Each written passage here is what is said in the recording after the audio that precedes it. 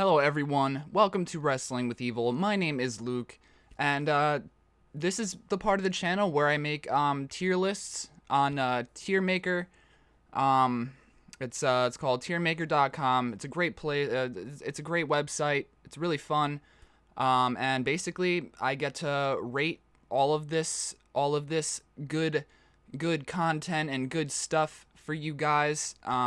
In this case, I am rating all of the Resident Evil enemies, and believe me, there is a fuck ton of these. Look at that. Holy shit. There's like, I think I added it up on my calculator, and there's over 200. So this is going to be a little bit of a long one today. So basically, my criteria is enjoyment of the fight with one of these enemies. The looks of the enemies, which is definitely very important in a video game. You definitely want that. Um, you know, an enemy to look nice, to look good, and badass factor, which I like to say badass a lot. So just like I don't know, overall their movements and how badass they are, I guess. And difficulty, definitely difficulty, because that plays a big factor, especially in Resident Evil games. You never know how difficult a Resident Evil game is going to be until you play it. And chance of death, which is actually a big thing, because some of these enemies on this list can literally insta-kill you in one shot. So, yeah, and my criteria consists of, well, S being the best, S being iconic, A being badass, B being good. They're just good enemies or boss or a good boss or whatever. C is average, is like, in the middle. D is below average. It's like, okay. E is crappy but tolerable. Because there are some there are some enemies and stuff, in Resident Evil that are just like, oh, really, these motherfuckers again? I'm done with this.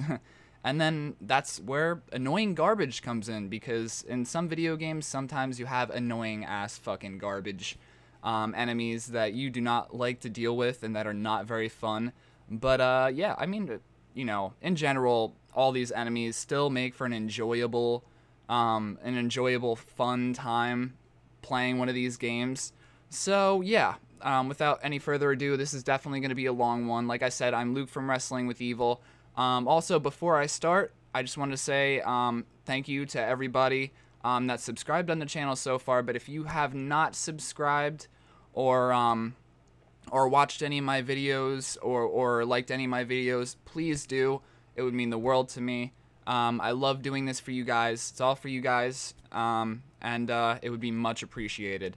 So, yeah, without any further ado, let's go. So, first, I see a Castle Ganado. These guys are awesome. The fact that they whisper to you, and they're in well, I'll say what the enemy is. I mean, after Resident Evil or even Resident Evil 4, like a lot of these enemies their names are very unpronounceable. It's kind of like, oh yeah, well our series is kind of turning to garbage a little bit, so we'll just give them garbage ass names that nobody can pronounce. Here you go. You're not gonna remember what it is anyways. So yeah, have fun. Have fun trying to butcher these names, which I'm definitely going to do a lot. Either that, or I'll just call them by whatever name I give them. Whatever. So basically, Castle Ganados. They're in Resident Evil 4, and they're so creepy. Once you hit the castle in Resident Evil 4, it's definitely really like the best. It's honestly the best part of the game. It's before everything gets way too actiony and way too off the rails. But these guys are creepy. They whisper in your ear. Not really much you can say. I mean, they're exactly like the typical the enemies in the beginning. Only they're a little bit stronger. And they fire cannonballs and shit like that sometimes when they're on the castle roof. That part gets really, really annoying really, really quickly. So I think I'm gonna put them at average. No, I'll put them at good, just because they whisper in your ear and they're really creepy. It definitely ramps up the horror factor a little bit, makes you a little bit scared. Yeah. So let's move on. Garador, these guys are awesome, man. They got Wolverine claws. They can't see, so they can't see you, but they go by sound, which is really really neat. The first time I played Resident Evil 4, I was just like, oh, these guys are really cool.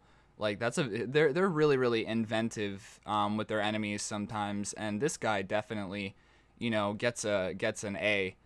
Badass, because these guys are badass. They're not quite iconic because they're not among the best that I think of when I think of really, really great enemies in a Resident Evil game.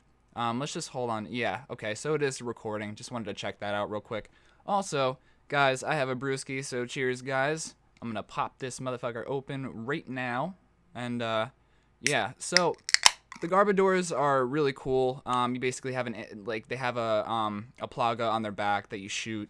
They can take some hefty damage, so definitely make sure you stock up on ammunition when you try and kill these dudes. They're no joke. There are ways to, obviously, cheese them a little bit, but and if you hit the bell with your gun, it'll make a sound and they'll run to the bell and whatever, so you have an easy target at the on their back. It's really cool. I like these enemies. Let's move on. So I like to call these guys knights. I can't pronounce their regular name. So these guys are, again, in Resident Evil 4. These guys get a little bit annoying. Although I do love Resident Evil 4, these guys get a little bit annoying. They definitely eat up a lot of bullets. Let's just say that. Especially if you play on higher difficulties, these guys can be they could also one-shot kill you once you take their helmet off. So I mean that makes for a little bit tough. They also they look, I mean the looks of them aren't really that great. But they're cool nonetheless. So I'm just gonna put this guy at average, because if you took this guy out of the game, it wouldn't really affect the game much. I wouldn't really miss them. So yeah. Oh. Okay, so these guys, the Novistadors, fuck these guys. I hate them. I mean, they're really annoying. And I don't know. It's like that's like the worst part of Resident Evil 4 to me is the fact that these guys fly and they're all around and they're hard to hit. I definitely don't like this part of the game, and I don't like these enemies, so I'm gonna put them at crappy but bearable. I mean they are interesting looking, but that's pretty much all they have going for them. So yeah, I'll put that at crappy but bearable. All right, so let's move on. Oh, Verdugo, hell yeah, I love this guy. This boss fight is fun as hell. I mean, exploding those canisters or knocking over those canisters and freezing them and shooting them this guy is so much fun. And I love the right hand line where Leon's just like, your right hand comes off. It's really really fucking funny. So I'm gonna put this boss fight at iconic, because it really is. This guy's and I mean, also, if you don't like QTEs and you don't like, hitting the A or B or whatever it is at a certain point, he's gonna do a lot of damage to you. And also, if you don't know how to put him down, he'll definitely kill you. But yeah, it's not very explanatory how to kill these guys per se, and you don't really have to kill them. You could kind of just wait for the elevator to come up and just escape. So.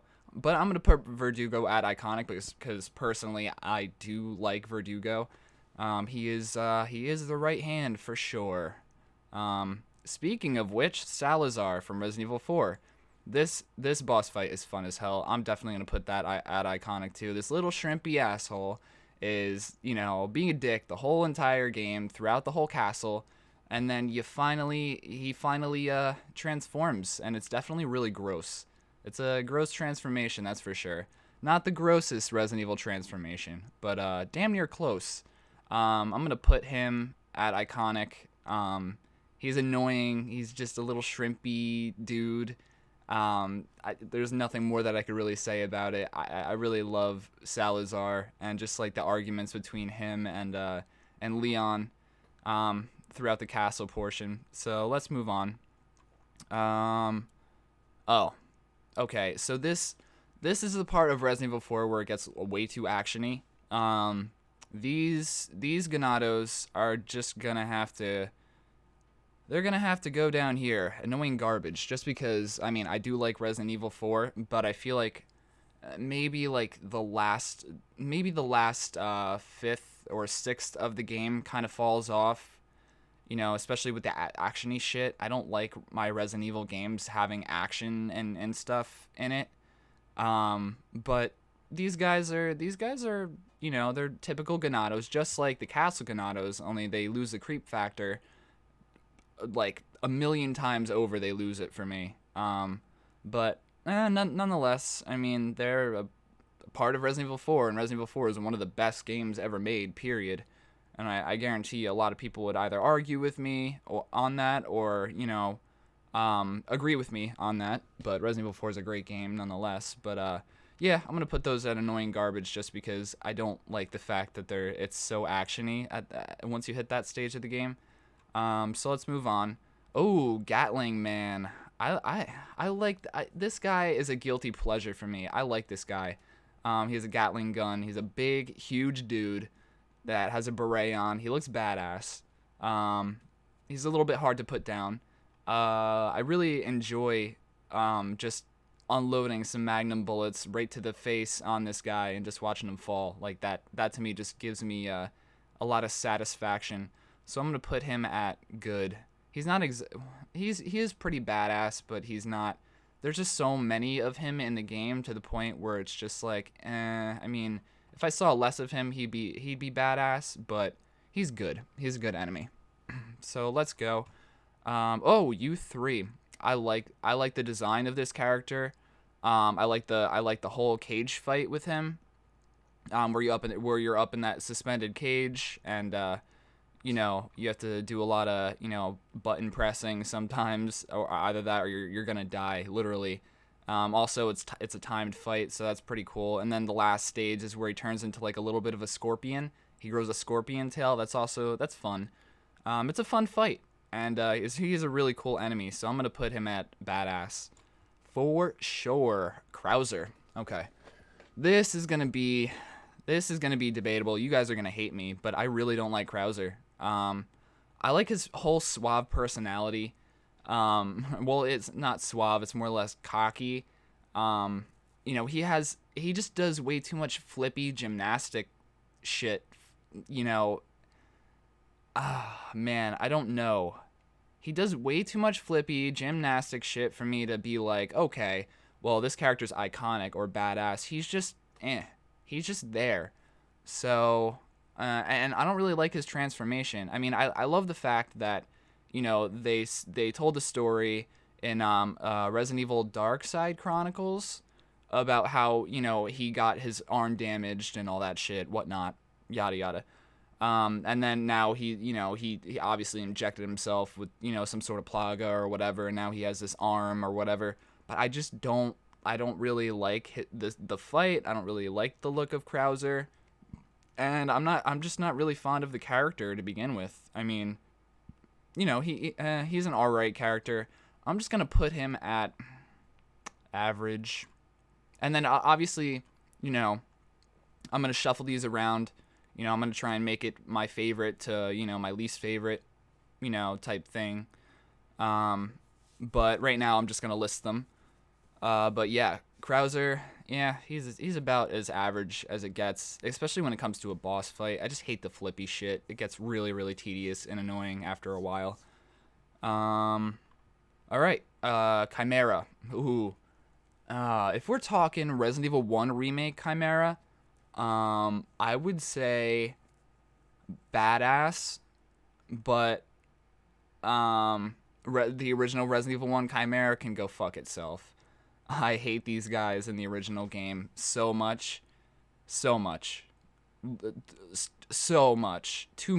I'm gonna put these guys at because I'm not just gonna rate them on one appearance in one game.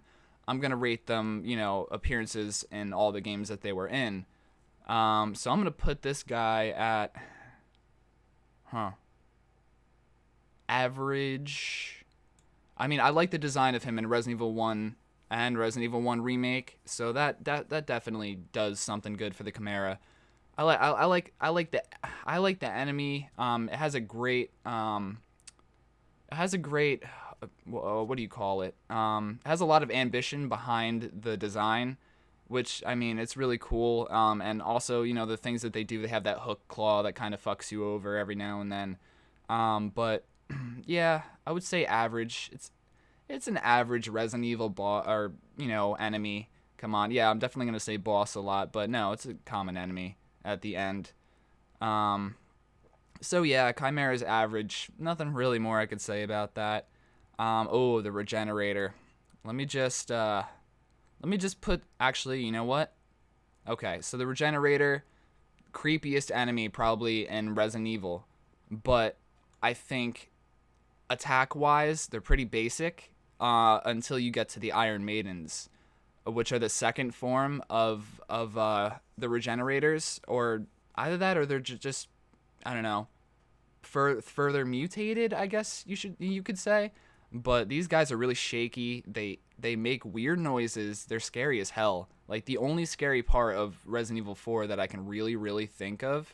The rest of it is just kind of way too actiony for my tastes.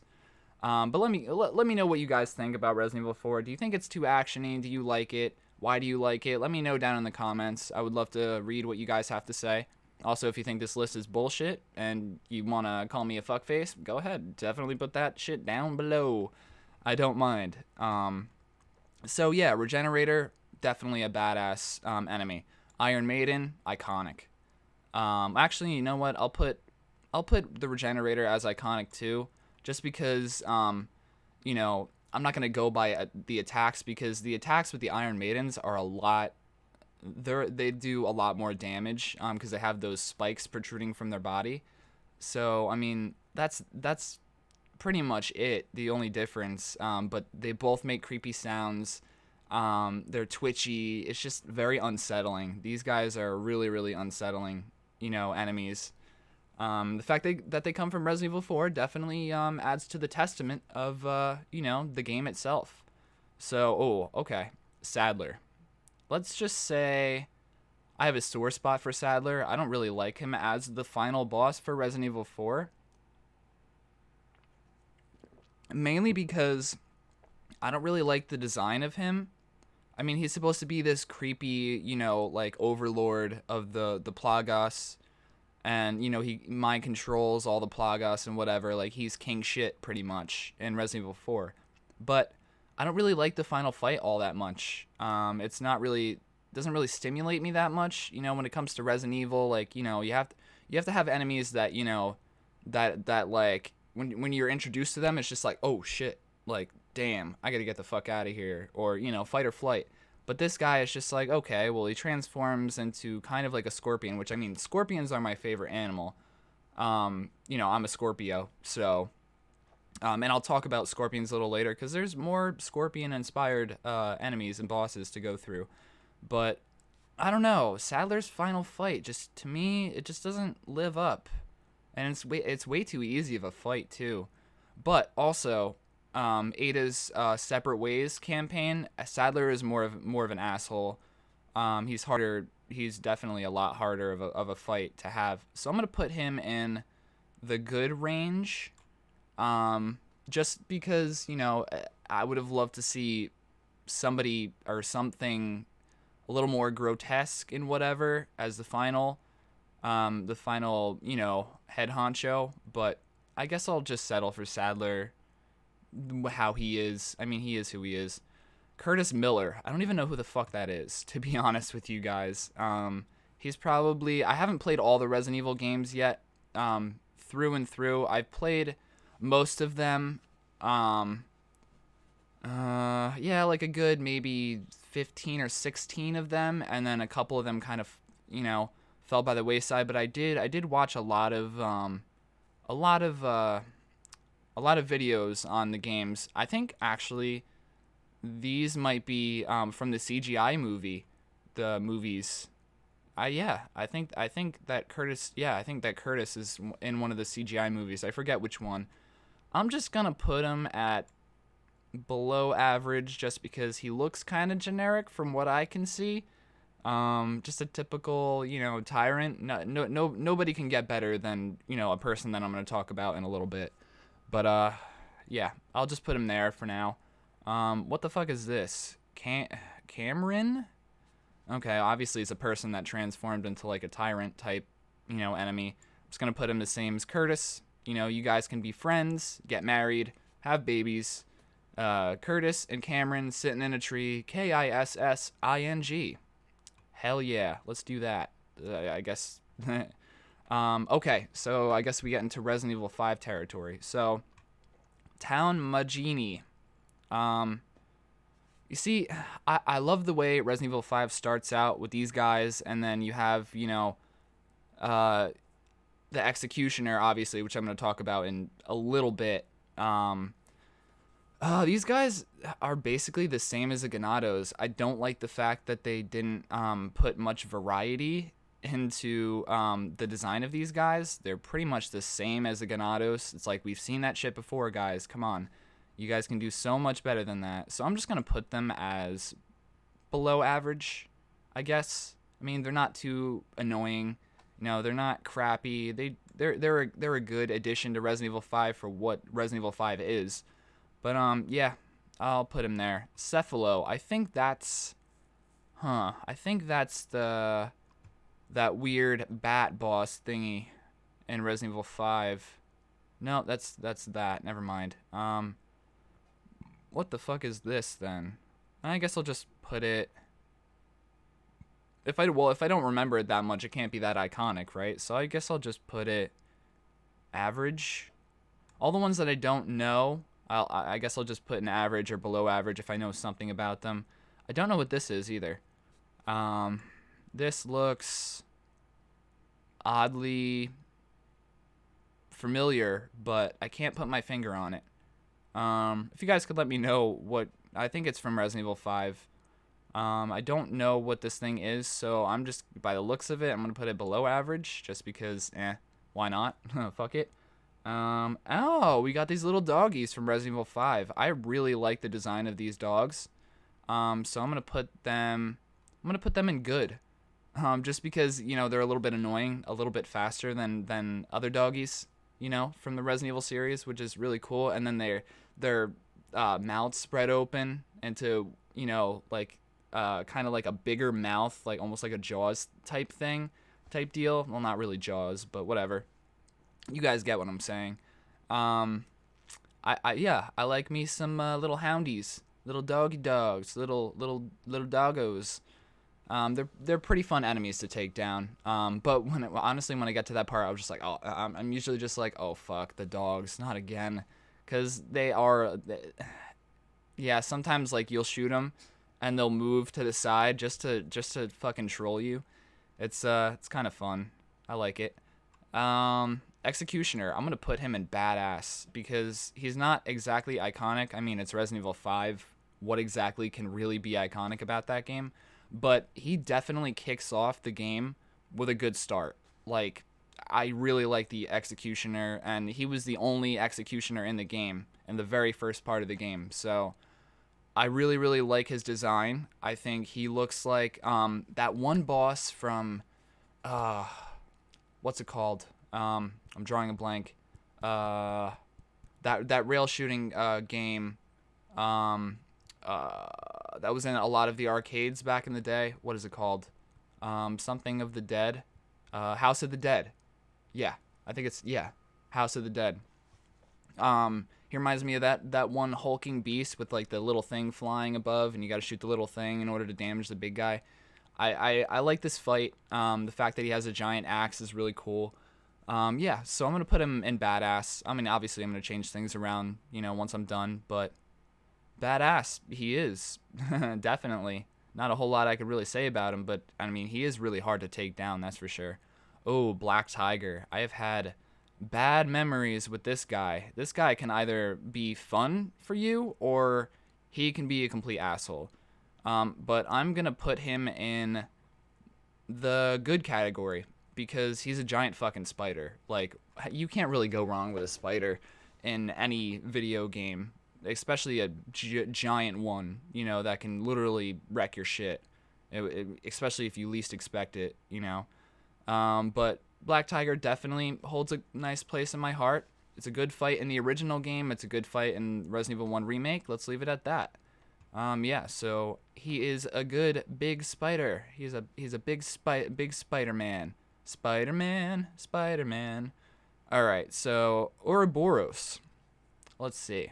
I guess I could put Ouroboros average. I don't really like the whole Ouroboros thing in 5. There's a lot that I do like about 5. But there's also a lot that I dislike. And I don't think the Ouroboros being, the like main iconic, virus, or the not iconic, the main virus in the game. I don't know. They could have done something different. It basically reminds me of the Ganados, which is just like, that was very inventive for its time, and then they pretty much did the same shit in Resident Evil 5. It was kind of disappointing, honestly, to me. But I mean, Ouroboros average, I'd say. Oh, the big man. I actually like these guys. These guys are cool. I'm gonna put them in the same tier as the Gatling man. Put them right next to each other. They'll be best friends, the besties of friends. Yeah, I like these guys. They're a minor nuisance. They have a lot of health. They're harder to put down than typical Magini or whatever they're called. I don't know why they're called that. But yeah, I don't know. I like the big dudes. The big dudes that just fuck you up, and he just uses his fist, punches the shit out of you. It's pretty fun. Pretty fun character. And weird guy to take down. So let's move on. Oh, Chainsaw Magini. I mean, I could say that this is a great enemy, but it literally rehashed the chainsaw guy, Dr. Salvador from Resident Evil 4. I mean, he has a cooler look. He has a cooler look to him than Dr. Salvador, but I don't know. I guess I'll put him in average. I mean, they could have done something else besides chainsaws. I don't know. They literally tried to copy Resident Evil 4 with Resident Evil 5, and it did not look good, and it did not do well at all. Okay, so this is the Bat Boss. I like the Bat Boss. It's fun.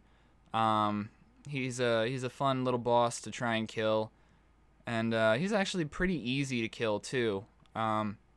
So I guess I'll put him in average. Nah. It's a good fight. It's a good boss fight. Oh, okay. So you know how I was bitching literally 2 seconds ago about how they copied Resident Evil 4? Yeah, but I like this copy of Resident Evil 4. It's basically like El Gigante, but on steroids, and he has more, more things to shoot and whatever. And it's actually it's a really actiony fight because you're using, like a Gatling gun. But I really like this fight. It's fun. So I'm gonna put this guy at badass because he looks cool. I like the fight, and he's a fun little boss for me, anyways. And they only have one of him in the game, which is great. I didn't like the fact that they had multiple El Gigante in Resident Evil 4. I feel like it would have been more iconic if they just stuck to one, the first one that you meet. But let's move on. Yeah, no, okay. So this is where. Actually, you know what? I actually like this part with the wetlands. And I'll give you guys the reason why I like the wetlands part is because the enemies look like, the regular town Magini, but they look a lot more terrifying. Like some of them have like half their jaws missing and like blood coming out of their face or whatever, and like they're all scarred up and all bloody, and they look cool. So I'm going to put them in the same boat as the Castle Ganado. I'll put them right next to each other. I really like the Wetlands Magini. I do. I mean, yeah, and they're a lot, a little bit harder to put down. Like the like the regular Magini that you first see. And yeah, I mean, I like the I like the design. They look creepy, kind of like the Ganados, the Castle Ganados from Resident Evil 4. So I mean, same boat with me. Oh, I love these guys. Um, the giant Magini from Resident Evil 5. Okay, so I'm gonna put these guys high on the list, or actually, I'm gonna put them at iconic, just because like I love the way they sound. They make this weird noise, and it's just like you want to laugh, but they're also really hard to put down, and they have a really cool design. Um, I really like fighting these guys. Like that's my favorite part of Resident Evil 5, you guys. Seriously, like I really enjoy fighting these guys a lot. Like a lot, like too much. I mean, I'm surprised that these guys aren't in memes or anything by now. Like, you know, definitely create some memes about the giant Magini. That'd be fun. But yeah, no, I like them. I think they're iconic. They have a really iconic look to them. You know, and they're like a hulking version of the Wetland Magini, but they're just giant and they make weird noises. It's fun. So, okay, let's move on. This thing. Yeah. Yet another thing that I can butcher.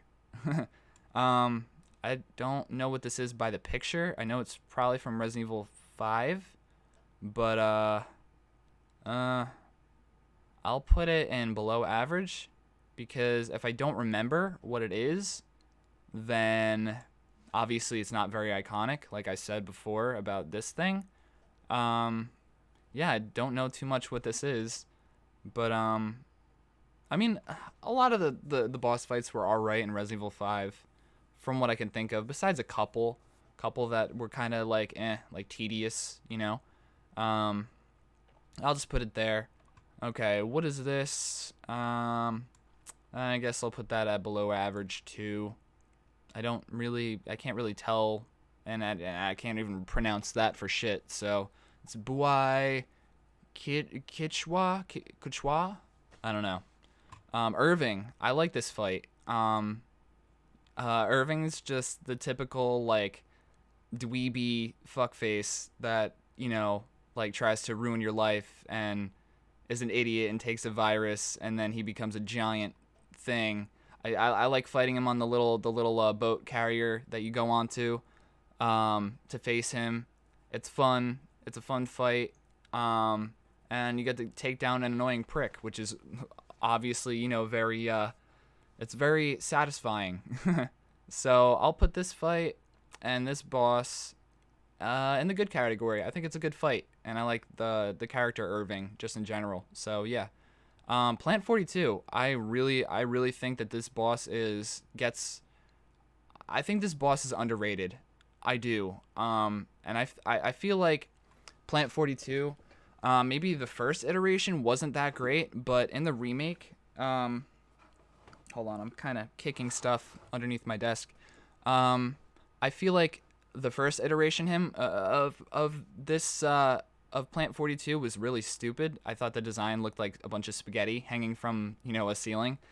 It was kind of odd, but I love the Resident Evil 1 remake, Plant 42. It looks cool. And when it spreads open, you could shoot this little thing right here, and it's a fun, like I said, it's a fun fight. You can't go wrong with that. So I'm gonna put Plant 42 in the badass category. I think it's the looks of this enemy is really fun. The fact that it's a plant boss is even more fun. So yeah, definitely got to put it there. Base Magini. Okay, so this is where we get to the over action part of Resident Evil 5 that I fucking hate. They have guns in this part, so fuck this. It's annoying garbage, tedious. I don't like it. I mean, that's all I can really say. Fuck Base Magini. Oh, the Liquor B. Okay. You know, they took something from Resident Evil 2, a game that came out way before Resident Evil 5, and they brought back the liquor, which was really cool. That was probably one of my only favorite things about Resident Evil 5 that I really enjoyed. So I'm gonna put the Liquor B at in the badass category. I like the look of it. It takes the liquor and kind of transforms him a bit. You know, gives him a little bit more of a mutation Makes it a little bit bigger, more muscular. So yeah, that's definitely where I'm gonna put Liquor B. Wow, still a lot left, you guys. Damn. Alright, so U8. Okay, I do remember this fight. It's from Resident Evil 5. I'm gonna put it at average. I mean, it's an average fight. You know, it's basically, because you're like on a platform, like in Resident Evil 2 when you face William Birkin, in the marshalling yard. It's basically like that, but in a really shitty way. They tried to redo it, and it just didn't work. Uh, and also trying to kill this thing gets really, really tedious and annoying after a while. So yeah, U8 right here, average. I mean, actually, I'll put it below average because now that I think about it, I hated this fight. I hated the design of this thing. It was kind of creepy looking, I guess. It's very eight-legged freaks looking, like kind of. If you guys have ever seen that movie, definitely shout me out in the comments. Like, yo, fuck these eight-legged freaks. So yeah, it's an alright movie. But the U8, yeah, it just doesn't do it for me. I mean, if it wasn't in Resident Evil 5, I wouldn't care, I guess, is basically what I'm trying to say. So let's move on. The Reaper. That's also Resident Evil 5, I believe. These things are not very memorable, so I'll just put it crappy but tolerable. I mean, the same as Novistador. Makes sense. I mean, nothing else I can really say about these fucks. I don't even remember them. So let's move on. Okay, I think this is the boss fight where you have to use the flamethrower backpack in Resident Evil 5. But it's a fun fight. It's a fun fight. So I'm gonna put him in good. It's a good fight. Also, this guy has a lot of health, so if you're not using that backpack, you're kind of screwed. But yeah. I mean, I could say that I enjoyed this fight. So yeah, that's pretty much all I gotta say about that. The Jill fight. Oh, this whole sequence between Jill and Wesker, like even the beginning saying how literally showing you how Jill got captured by Wesker, and then he used mind control on her, and then basically you have to fight her and get this like chest implant.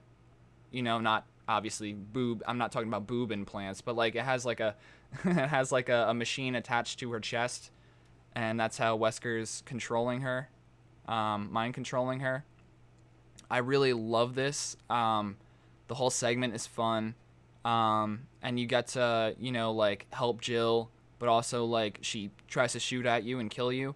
So I mean, it's really, really cool.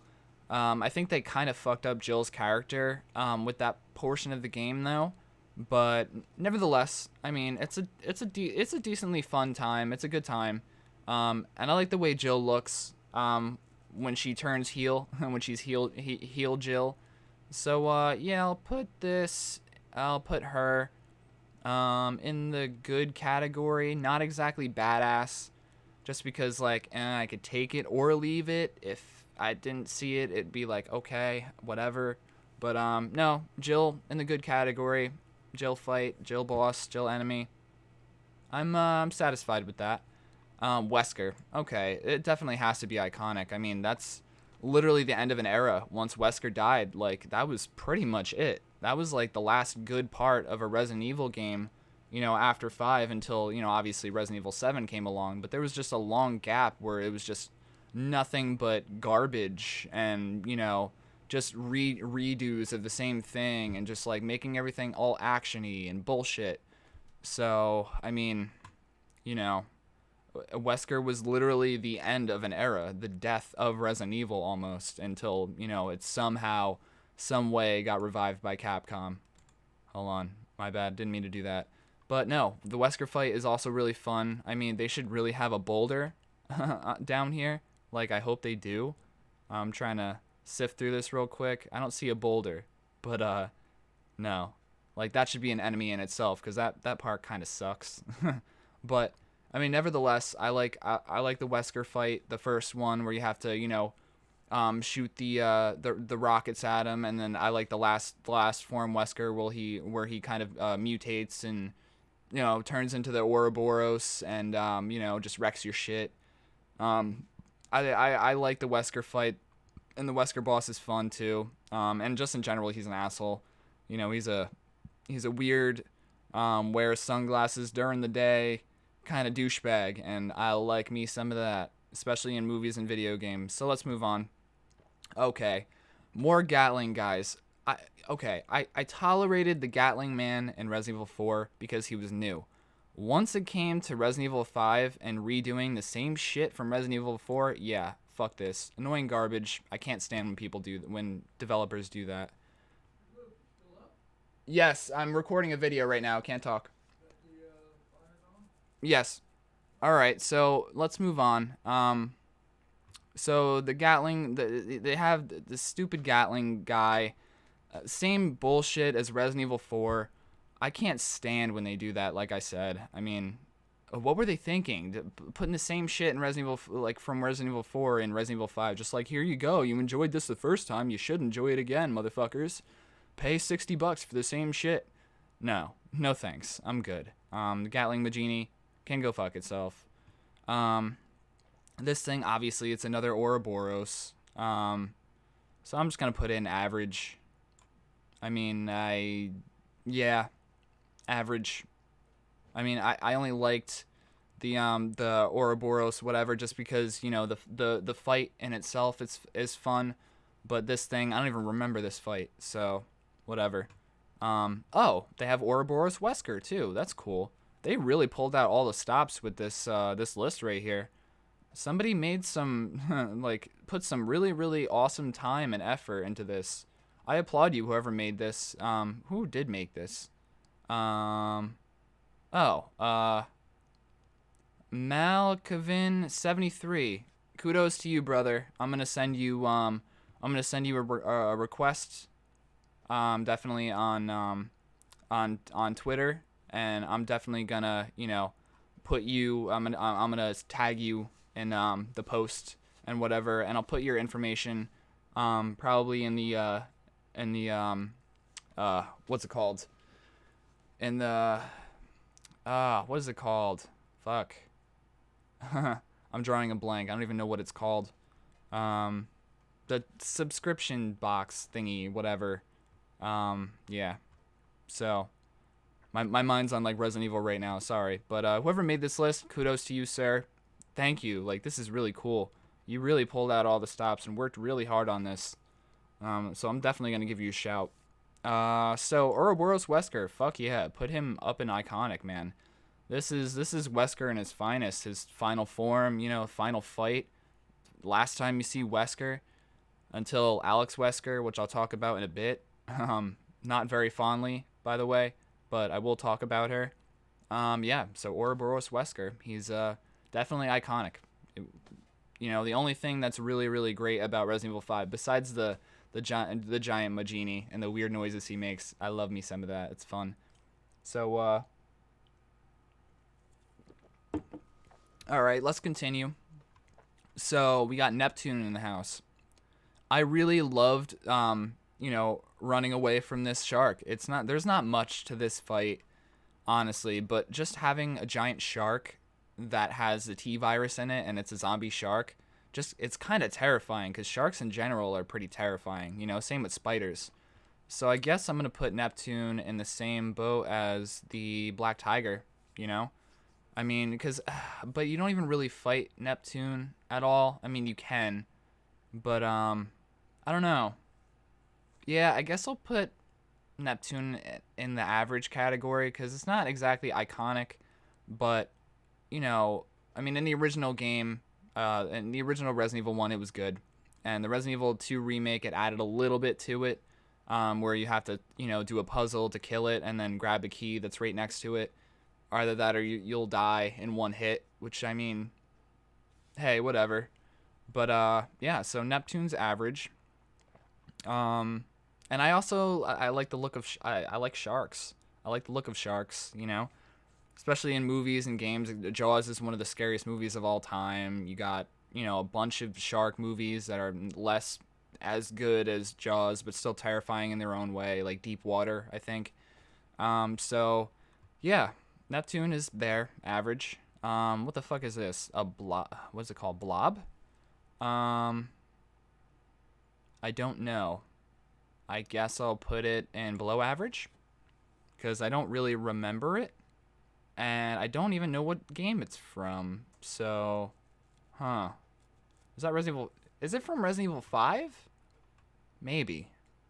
I don't know. Fuck it though. I obviously really didn't care about it if I, if I don't remember this enemy. So let's move on. Keep it in below average. Fuck it. I don't know what they are anyways. Ooze. Ooh, from Resident Evil 1 Revelations, or Resident Evil Revelations 1, basically. I like these enemies. They're really unique. They're cool looking. They move in weird, odd patterns. I like, I like shooting them in the head, basically. I mean, I'll put them in the good category. Because they start off the game right. I mean, these things are creepy as fuck. Let's get to, oh, okay. So it's basically now like Revelations 1 stuff, which, I mean, I love the bosses in Revelations 1. I really, really do, actually. Like, really, really do. Okay, we got the version of Ooze that shoots the projectiles. Fuck these guys. I mean, they have a great design and whatever, but they just piss me off because, and they take a lot of shots to put down too. So, I mean, and they throw shit at you. It's really annoying. I don't know, whatever. So I'll just put I'll put it in crappy but bearable. The pincer ooze. I forgot exactly what they look like, but I'll put them in the same as ooze, regular. Chunky ooze. Oh, these are the yeah, these are the guys that blow up when you shoot them. Below average. I mean, not too much to really read into with these guys. The globster. Okay. This enemy is like it's really cool, really inventive. Can you not do that right now, please? The globster. It should. Now I can't think. I guess I'll put it in average. I mean, it looks. I like the fact that it's like a giant blob and it has teeth under it. It looks pretty cool. And it's just, I don't know, honestly very basic. That's why I put it in average. So yeah, let's continue on. Okay, so the zombie dogs in Revelations 1. I like the way they look. They look like they're all rotting and their fucking bones are coming out. I like the design. So I'm going to put these guys in the same boat as the doggies from Resident Evil 5. Definitely not badass or iconic or anything, but definitely good. What the fuck is this? Let's see. Oh, Revelations Hunter. Yeah, okay. These guys are awesome looking. I'm gonna put them in badass, just because they're an aquatic version of the original Hunter. Like, you definitely have to, look at them and be like, yo, these things are creepy. Like, and they're huge too. I like the look of them. It's really, really, it's fun fighting them too. So, yeah. I mean, the battles aren't too difficult. I mean, the chance of dying, is up there, but definitely a badass version of Hunters. I'll give it props. I will give it props. Good night, Dad. I don't know what these are, but I know they're from Revelations. Farfarolo? Huh. I don't know what they are, but I guess I'll just put them in average, just because I mean, I liked a lot of, Revelations 1 stuff. Even the reiteration of the Hunter was just like really, really cool that they brought, the Hunter back.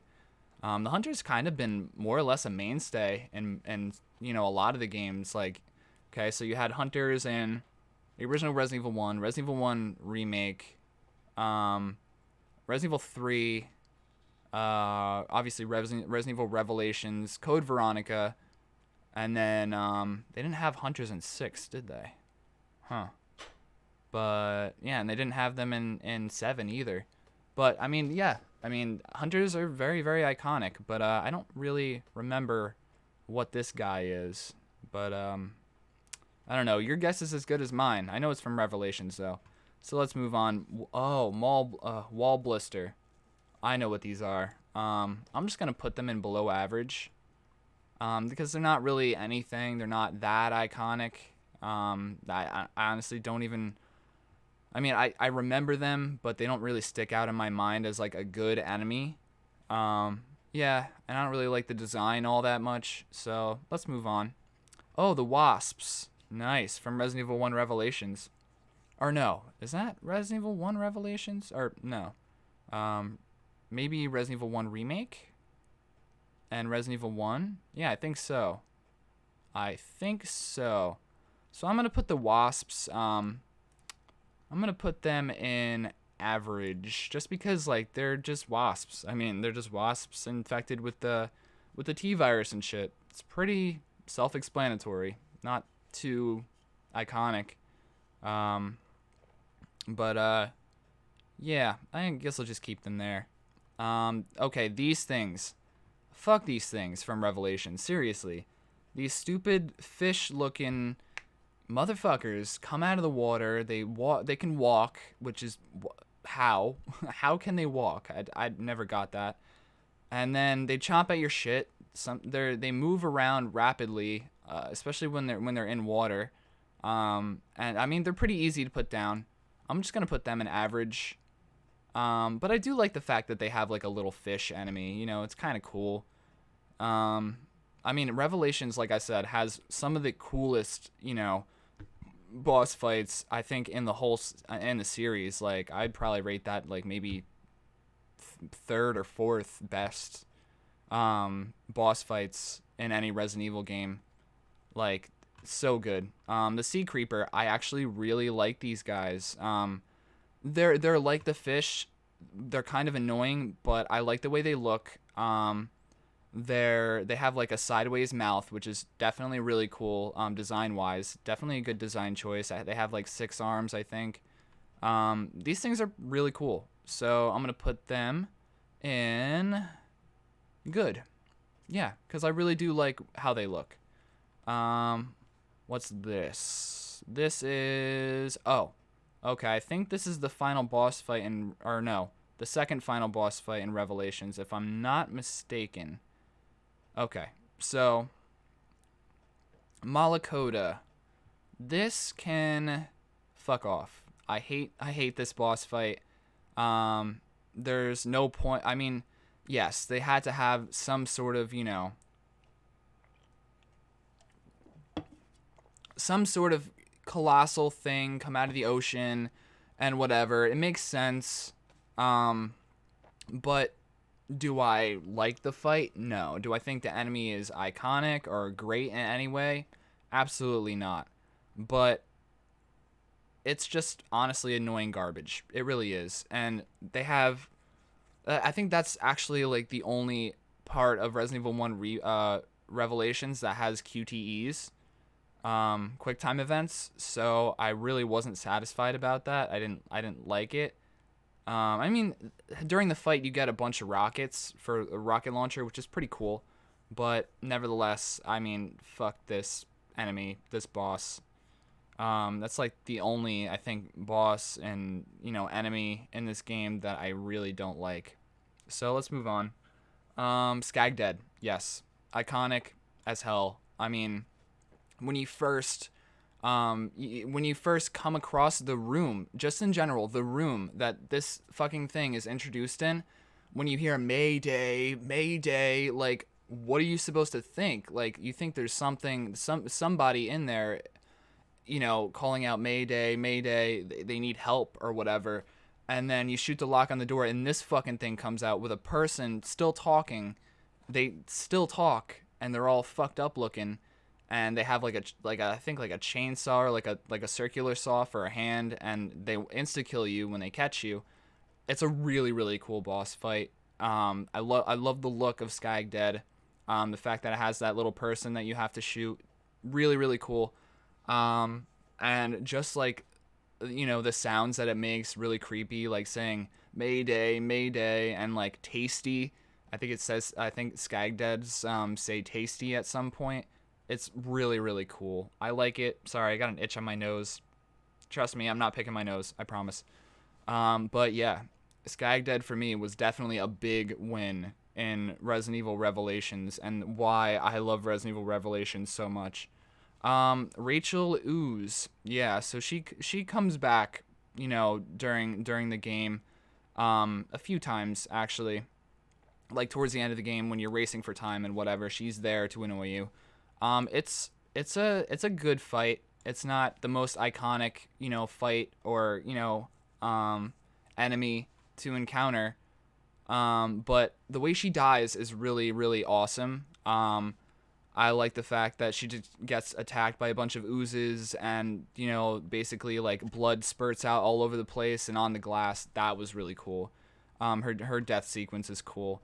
But her as an enemy is just like, okay, they did something new, whatever. Actually, you know what?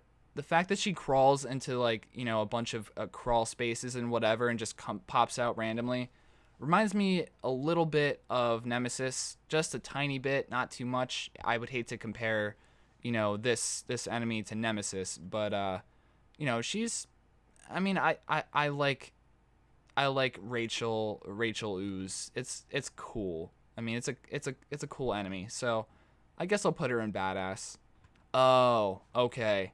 I have a really, really, really, really heartfelt spot for this enemy. It's a giant turtle, zombie, or like whatever the T abyss was, virus was. If it was a zombie virus, I don't know, but it's a turtle, but it's all fucked up. Poor turtle, poor turtle. But it has a hard shell. It looks so cool. This thing looks really cool. The turtle's like the armor, and then you have like a little head popping out that like looks all weird and wiry, and just you have to shoot that thing. And then there's a part on the body right there that I think maybe you guys can see, where that's the weak point. A turtle boss is so cool. Just the idea and then of it, and then when I saw it, I was just like, holy shit, this is fucking awesome. I don't know how to pronounce this fucking name. Like I said, after Resident Evil 4, they just decided to name their fucking enemies like fucking blah blah blah blah blah blah, and like I don't know how to pronounce that shit. Come on, Capcom, like work with me here. So yeah, this turtle boss definitely holds a nice high spot in my heart. I love these things. So let's move on. These things from Revelations 1 can definitely go in the badass category. I love the way that they look. And the way that they move around, the noises that they make. It's a really nice enemy to face, to kill. And yeah, I mean, there's not a whole lot much more I can say about it. It's on par with Rachel Ooze, that's for sure. I love Resident Evil Revelations 1 so much. Like, so much. So fucking much. It's such a good game. Jack Norman. I'll put this fight as an A for badass. Yeah, it's not that iconic, but it's like it's a tyrant in in Revelations. It's like an aquatic tyrant basically. It looks Jack Norman as the tyrant looks cool, but it's not iconic. I mean, I honestly, if they just had the turtle boss and then maybe some other different enemy besides this fucking thing, which I can't stand, as like the last boss for Revelations, I would be happy. But this was the last boss, and it was kind of like, okay, and honestly, the fight itself is very tedious. I mean, this tyrant somehow has the ability to fucking disintegrate into thin air and reappear behind you. Like, that doesn't make any sense. And duplicate itself just kind of goes off the rails, at this fight. Do I love Resident Evil Revelations 1? Yes, I do. But Jack Norman, you get a badass status for me. Actually, maybe not badass. I feel like I should probably put this boss fight, or this enemy in general, in good. Just because it doesn't make a whole lot of sense. How the fuck is it teleporting? I don't know. So let's move on. I'm about a good halfway done. So, okay, this tyrant. Oh, okay. So this is from the movie, one of the CGI movies where I think these other things are from over here. So I'll just put it in below average. Nothing that I haven't seen before. Just kind of a rehashing of, Mr. X and all that shit. So yeah, I mean, typical stuff. Mr. X, though, the original, definitely gets a big nod from me. A huge pop from me. I love Mr. X, but we'll talk about that in a little bit. The Juavo, yeah, fucking annoying garbage. They have guns. So Resident Evil 6 is a piece of shit game. It's horrible. I mean, there are a few select things that I really, really liked about 6. That is Sherry Birkin being in the game after all these years, her being in Resident Evil 2 as a little girl, and then now she's all grown up and she's working for good people. And they experimented on her. She has a little bit more backstory, what happened to her after Resident Evil 2. That was great.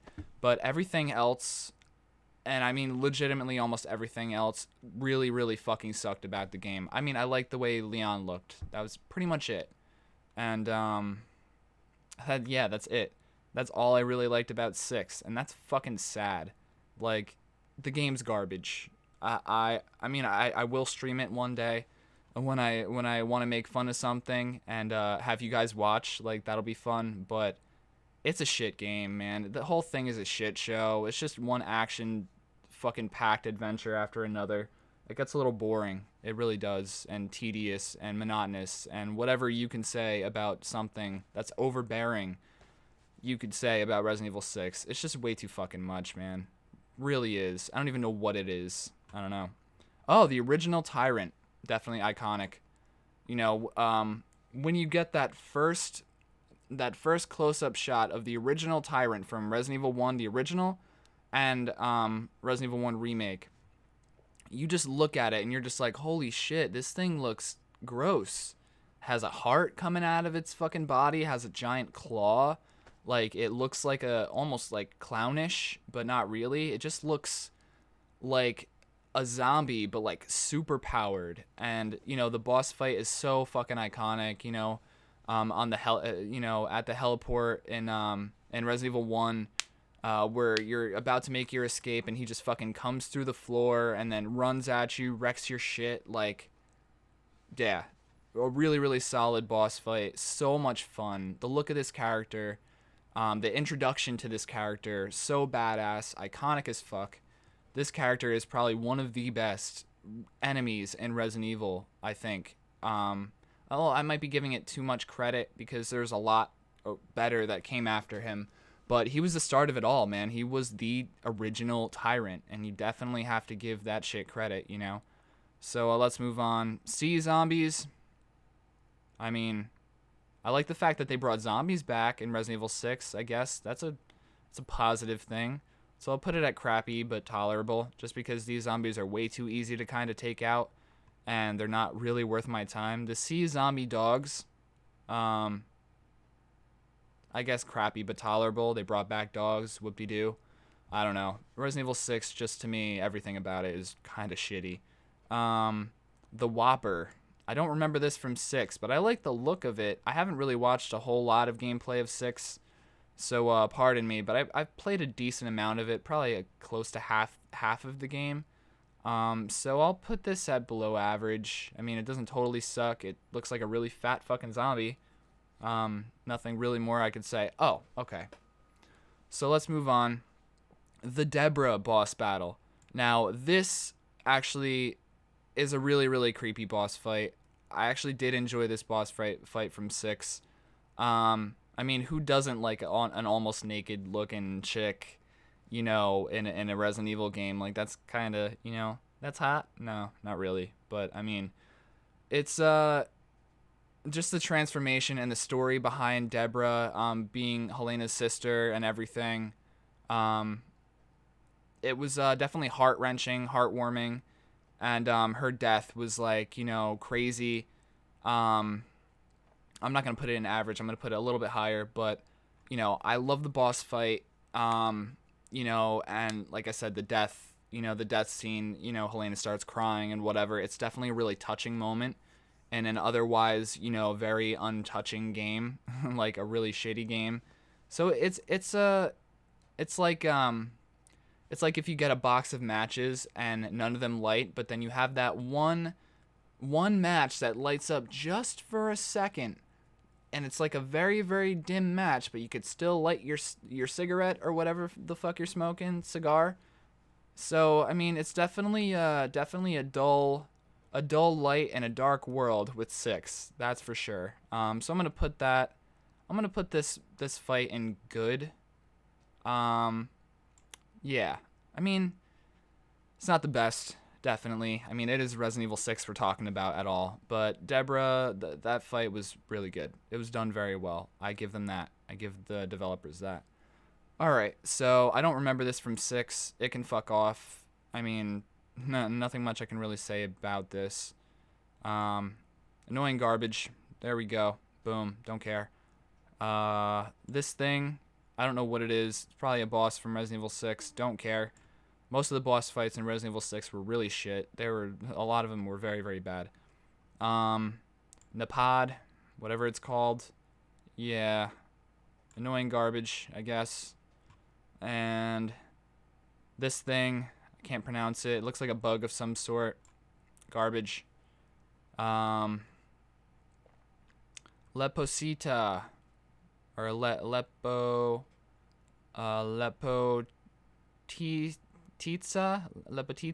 Oh, okay. This is the thing that gets inside of the church that sprays that virus causing, you know, gas into the air and infects the whole church. In Leon's part, I guess that was alright. It was a cool fight. Average though. So I'll put it in average. That's the best a lot of this shit is gonna get. This thing. Is this the shark? No. This isn't the shark in Resident Evil 6. It's something. It'll probably just be annoying garbage, honestly. Just like a lot of what 6 was. Sorry about that. Sorry to hate on 6 so much, but it just was so crazy. It was a fuck fest. It really was. So, and not a good one either. So, let's move on. Mr.X. Fuck yeah. The man, the myth, the legend, the original trench coat wearing dude. And in Resident Evil 2, the original, I didn't even know he existed until I finally played B scenario with Leon. You know, 10 years later, I didn't even know Mr. X existed, and he instantly won me over.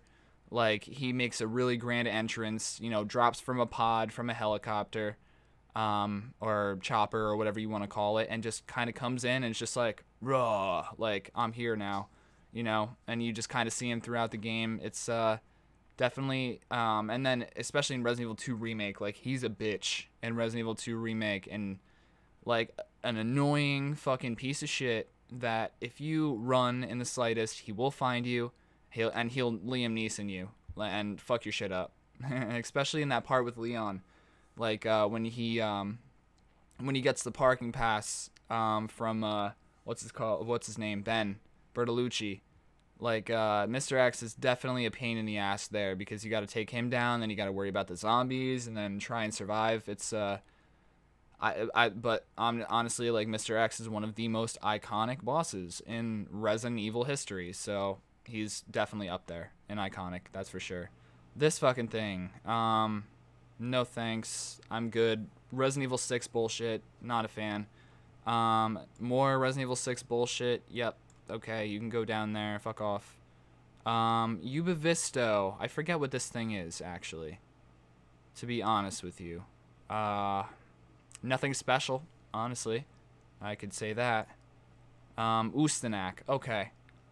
I hate Ustanak, and here's why. Because with Jake and Sherry's campaign, I love the fact that Sherry's in the game, just like I said before. But Ustanak is a really, really shitty discount nemesis, and I hate I hate run and hide missions and stealth missions in games. I really don't like them. Especially in Resident Evil, it just kind of leaves a really bad taste in my mouth. And this guy was basically one giant run and gun and hide and creep mission, and I was not a big fan. Although I do like the look of the character itself. Basically, you know, like there's nothing that I can really say that's redeemable, so below average it goes. I mean, I can't put it higher because this stuff is actually decent, like average, you know, whatever, but definitely below average. Like, I'm sorry, and you know, Ustanak fans, sorry, but this guy is a fucking shitty Nemesis knockoff, and this is the Voldemort of games. You do not say its name. Like, I don't know.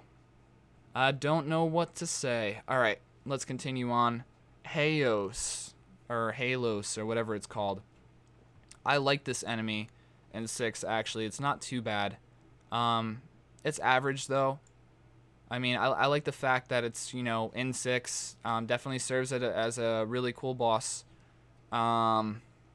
Yeah, but that's pretty much it, honestly. I think it was in Chris's campaign, I believe. And then you have that heartwarming moment with Piers and Chris at the end, where Piers basically sacrifices himself and takes this fucking thing head on. It was a pretty cool fight, honestly, and it was very heart wrenching. That's another thing that I do kind of like about 6. Besides the actiony shit with Chris's campaign, the ending definitely kind of I mean, the whole thing in a whole left a bad taste in my mouth, but I mean, the ending kind of made it just a tiny bit sweeter. It was like I was swallowing salt for about like 5 hours, and then I was just like, oh, okay, just a little drop of liquid candy, like a little piece of chocolate. That's fine. Like, yeah, it was a little piece of chocolate. Um, yeah, I wasn't a big fan of 6, obviously, since I'm shitting on it so badly. But all right, let's move on. Carla, yeah, I'm not a big fan of Carla. The whole storyline in 6 is just really fucking stupid.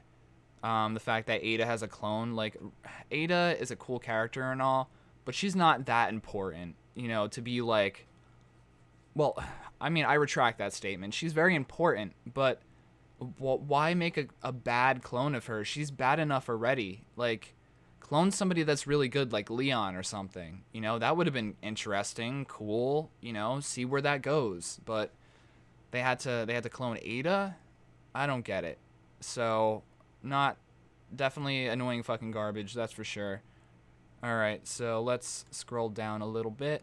There we go. All right. Now we're playing with gas.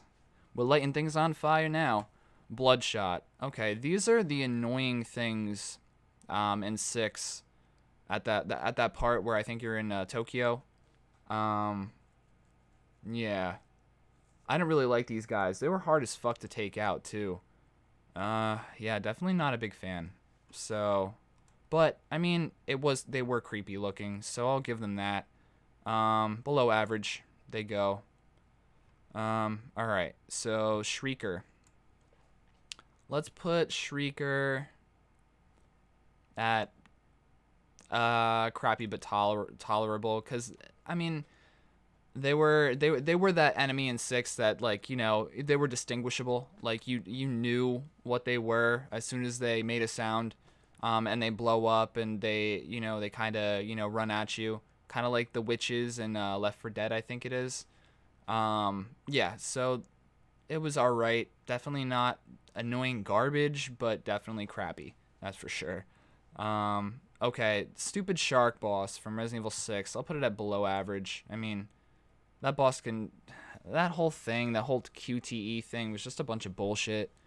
I hate QTEs in games. I'm sorry, but I do. I mean, I'm not a big fan of QTEs. And this shark fight was like, come on, man. Like, you trying to do the same thing with Neptune in fucking Resident Evil 1 Remake? Are you kidding me? Like, no. Didn't live up. It was baloney, bullshit.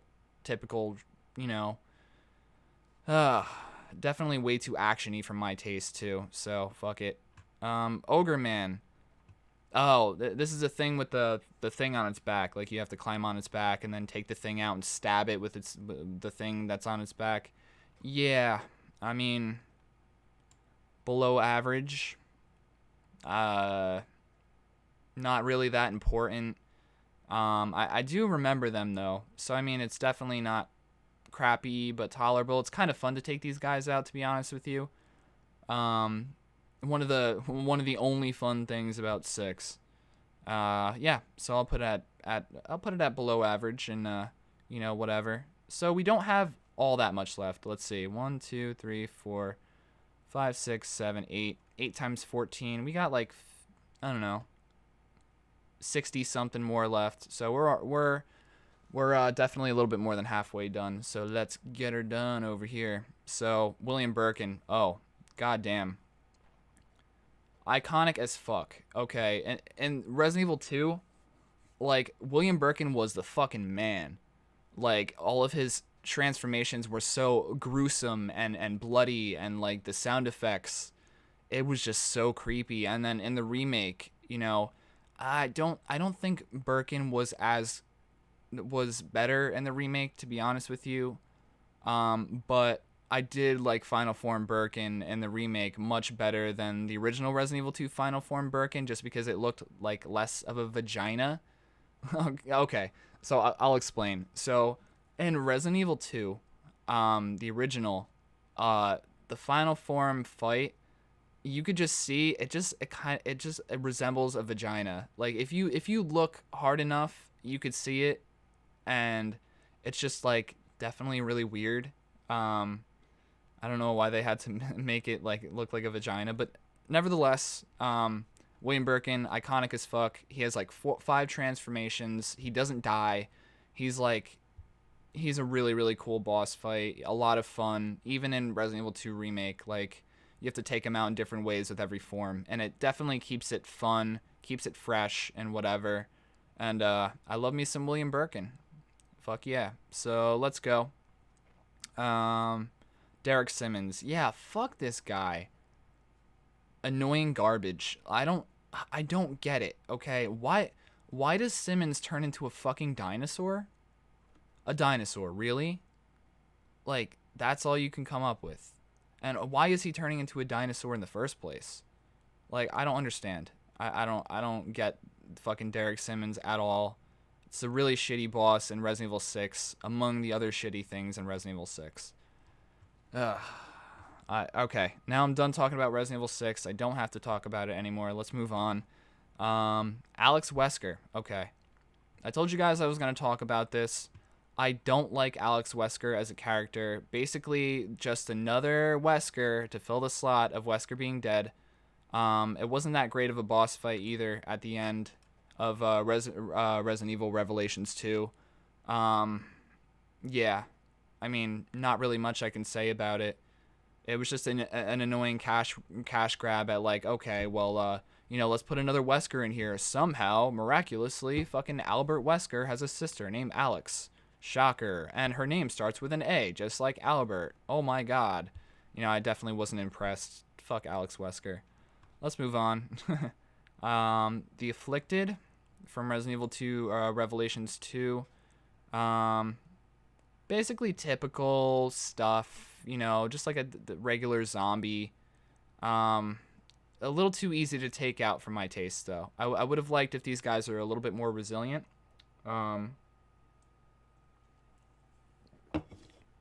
So I'll put it at below average. I liked Revelations 2 a lot better than 6, and a lot better than most of the, non-main title Resident Evils. But there was just something about it where it's just like, I don't know, it felt more or less like it was the same shit. It was, man, Revelations 2, I love the incorporation of Barry, but that was pretty much it. Barry and Moira, and like, I didn't really like Claire's iteration and fucking, in Revelations 2. Whatever. I mean, it is what it is. Alex Wesker, though, fucker. Whatever. And Afflicted, yeah, below average. All right, let's continue. Okay, Ironhead. This is... I always hate when they try and rip off other games. This is obviously a rip off of Pyramid Head from Silent Hill. But is it a good ripoff? Not really. I'll put it at below average at best, honestly. On par with like the original, like one-shot enemies in the game, in my opinion. Not really that great. Giant whip spider. I mean, not as iconic as the regular spiders from the original Resident Evil, or even like the ones that came after, and like what's it called? Um, uh, and God, why can't I think of it? And Code Veronica, but I guess it's just so below average, whatever. Why not? The Rotten, um, yeah. So that's a thing that happened. Not annoying garbage. They look cool, but I don't know. I can't really place them that high. They're obviously not really that memorable. So average, sure. Why not average? The Revenant. Okay, this is something that I actually do remember from the game. It was just like a weird looking jumbled up mess, very Silent Hill esque, but did it in like Resident Evil style, which I definitely appreciate. It's definitely a good boss, very grotesque looking, um, and whatnot. Or I don't think it's a boss. I think they're just regular enemies. There's multiple of them, so whatever. But definitely a cool looking enemy. In general, like you got to shoot his limbs off. Very, not very basic. Basic. I like the way they look and whatever. And yeah, that's pretty much it. Let's move on. Um, Monster Pedro. Okay, I remembered this boss fight fondly, actually. I'll put this in the same, boat as the Revenant and Deborah and whatever. Monster Pedro, it's like a BSA agent that BSA and AA agent that turns into basically, whatever type of zombie is in Revelations 2. So there's that, but he also has like a power tool that or I think it's like a drill that he's using to try and kill you.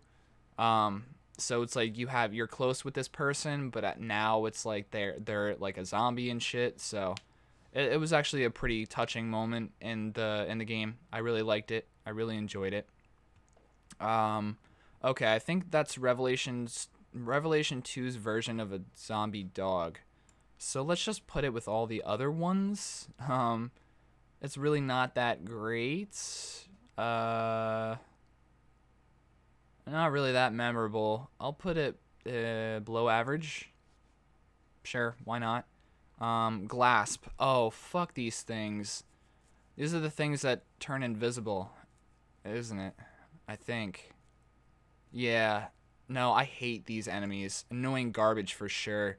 The fact that it turns invisible, you pretty much need a second person to, play with you, definitely in this game, like, to partner up with you. Or else you cannot fucking see these things. And and you play as Barry, so basically you have to kind of shoot blindly if you're playing by yourself. It's pretty annoying. Pretty annoying. Fuck these things. All right, so Giant Moth. People were really, really upset about the Giant Moth not being in Resident Evil 2 Remake. I was one of those people. I still think that they should have put the Giant Moth, made it at least a decent part of the game. They should have put this thing in the sewers as opposed to, the G creature, because, it would have been a lot nicer. It would have been, at least they would have just made a G creature like a final boss or something like that. Like that would have been cool. Or like a boss in general. But, Giant Moth boss, not in Resident Evil 2 Remake.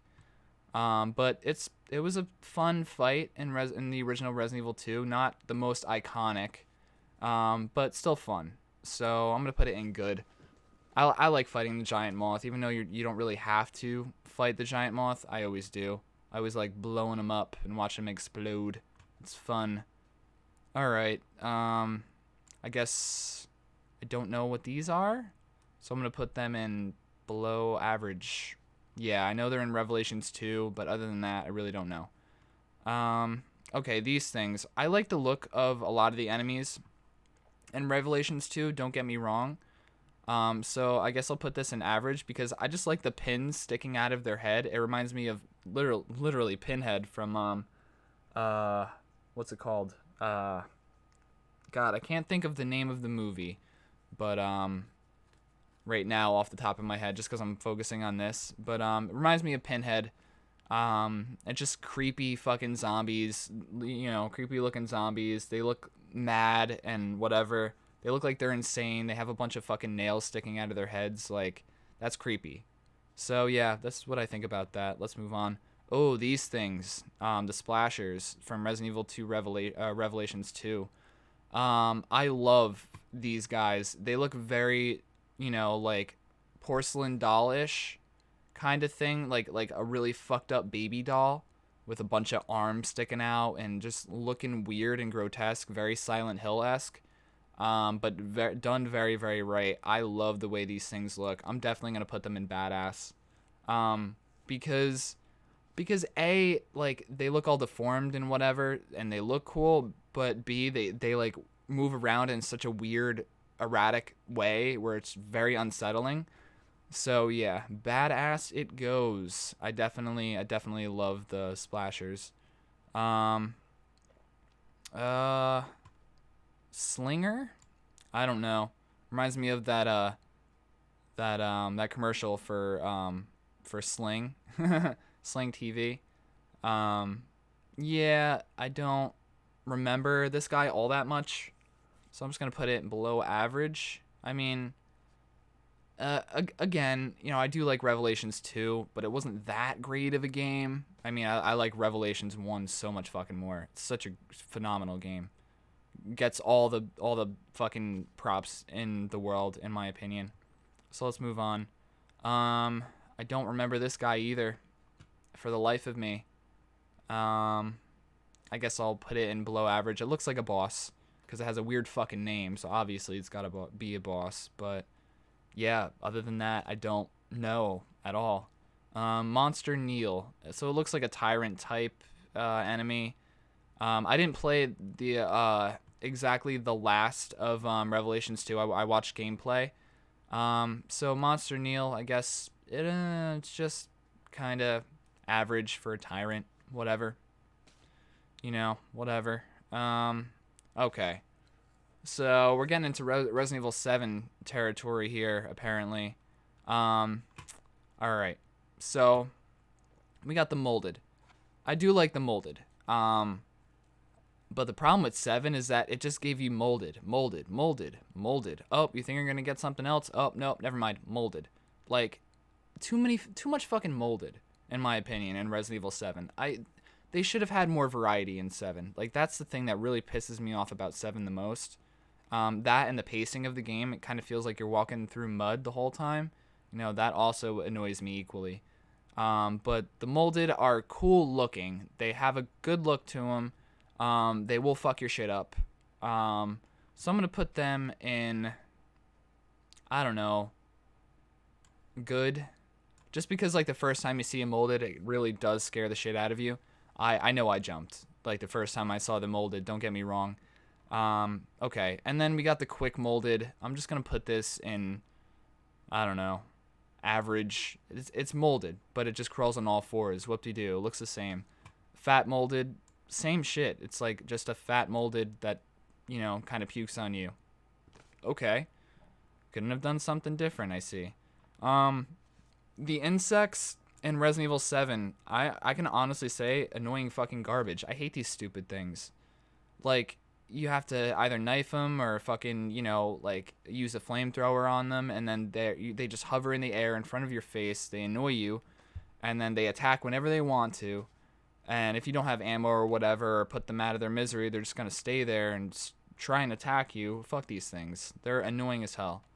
Okay, so Plant 43 from Resident Evil 2, the original. These things are awesome looking. I think they're one of the coolest enemies in the original 3 games. I don't think they get enough love from people. I really wished that Resident Evil 2 Remake would have made, the IVs or Plant 42 or 43s or whatever you want to call them look like this, as opposed to what they did make it look like. But I really like Plant 43. I think it's one of the most coolest things ever. And I also have an action figure of it too. So I'm gonna put it in badass. I really like Plant 43. I know it's my personal opinion, which I mean this list is my personal opinion, so don't hate me too much. But Plant 43 definitely gets some love for me. Let's see here. The liquor, regular old liquor. Yeah, iconic. That when you first see the liquor, and if you're Leon or Claire, and you look up and it like the tongue's sticking out and it's just like for the first time, you're just like, oh shit, what the fuck is that thing? That thing is creepy as fuck. Um, and it just gets better from there. Liquor is an iconic enemy. So many different variations like Liquor B from Resident Evil 5 and the Resident Evil 2 remake Liquor, which is even more, badass in its own right because it takes a ton of bullets to put these fucking things down. All in all, the Liquors has a cool design, has a giant tongue that can whip you, fucking long ass claws. They're like a little lanky. They have a little bit of muscle to them, but like they can maneuver around. They're very versatile in their movements. They're quick, fast. They'll swipe at your feet, swipe at your face, whatever they want to do. Some of them will take you out in one hit. Once you get to the end of Resident Evil 2, the original, which is another thing that they didn't add in Resident Evil 2 Remake. I felt like they should have added the more powerful, liquors to the mix where they only have one giant claw. Like, that would have been nice, but fuck it, whatever. It was a little bit lazy, in my opinion, Resident Evil 2 Remake, but oh well. I mean, it's a good game for what it is, though. Don't get me wrong, I'm not shitting on it too much. So let's move on. These little spiders, yeah, they're so insignificant in Resident Evil 7. Like, they're just annoying garbage. Like, all you have to do is, I mean, if you get too close to them, they get on you and they, do actually a lot of damage for little small fucking ass spiders. Like, I don't know. Don't care. Okay. The bladed molded. Same shit. The whole thing. It was honestly just a copy on Resident Evil Revelations 1, honestly, with the molded. Like, but it didn't do it as well. Like, bladed molded. Same as the fucking bladed fucking, what are they called? Oozes from Resident Evil 1 Remake. Same shit. So let's move on. The bugs from, Resident Evil 7. Same shit.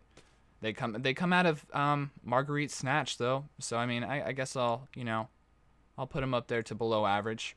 I mean, it's definitely really gross that bugs are coming out of her snatch, but whatever. All right, let's move on. Another molded. Same shit, don't care. Mama mold, yeah, same shit. Same fucking enemy, don't care. The gators, okay. I mean, I'll give them a little bit of props. They brought gators back into Resident Evil 7. I mean, they had to. It was in the bayou, like they're in Louisiana, Dolby, Louisiana, where there's swamps, But yeah, the gators were a good add to Resident Evil 7. The Joe mode, definitely really cool. So I'll give that props. Oh, Jack Baker. I think honestly, and I'm gonna say this wholeheartedly, I fucking love Jack Baker. He's iconic as fuck. Like, he's a Nemesis looking, like, he moves a lot like Nemesis. He follows you around like Nemesis, but also like he's a human being and he can talk to you and taunt you. Unlike Nemesis, Nemesis only really says stars. Like, Jack Baker is just like a hillbilly that doesn't give a fuck, and he's infected with the molded virus, and like he gets all insane. I love the boss battles with him, really good. Even when he mutates further, like that boss battle is really good. The original boss battle where you have to battle him with the chainsaw is actually really, really fun. Yeah, so it definitely up there. I love Jack Baker. Mia Winters. Okay. Honestly, iconic. I mean, when you go in Resident Evil 7, when you go to try and rescue her wife, when you go to try and rescue your wife, and she turns into this crazy psychopath that's trying to kill you with a knife. Like, that's some scary shit.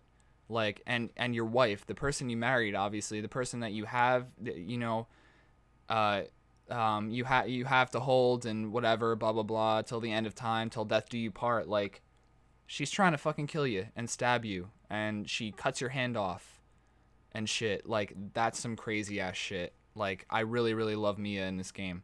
I don't think people give her enough credit. Marguerite, same thing. Like, all the boss battles in 7 were top notch. It sucks so much that the last, I don't know, third of the game really fell off once you hit, you know, the sunken ship, and afterwards, like, it really fell off. It really really got to me, you know, seeing that. It was kind of heartbreaking because Marguerite, same thing. Like, she turns into like a fucking insect. She has like flies come out of her snatch and shit. Like, that to me was just like, god damn, like, what the fuck? This game is fucked up. This game is really fucked up. All right. Okay. So now we get to the shitty part of Resident Evil 7, Evelyn. She was a really cool you know, antagonist, you know, until she actually revealed her final form. Then she was way too easy to take out. And to me, that kind of ruined it.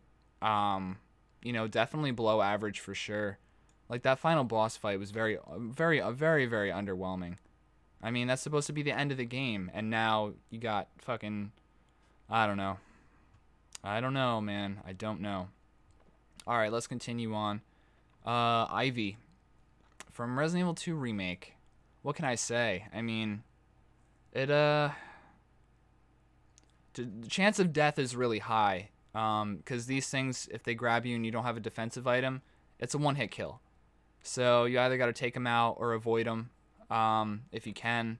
Literally, like Marvin Bernal said. But their design, they're way too humanoid looking.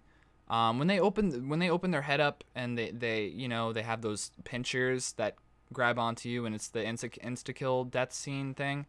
That's pretty cool, but I don't know. I don't like the design of them. And I'm just so biased to Plant 43, honestly. Like, I wish I could have seen, you know, that instead of what we got. So I'll put it in below average, underwhelming, whatever you want to call it.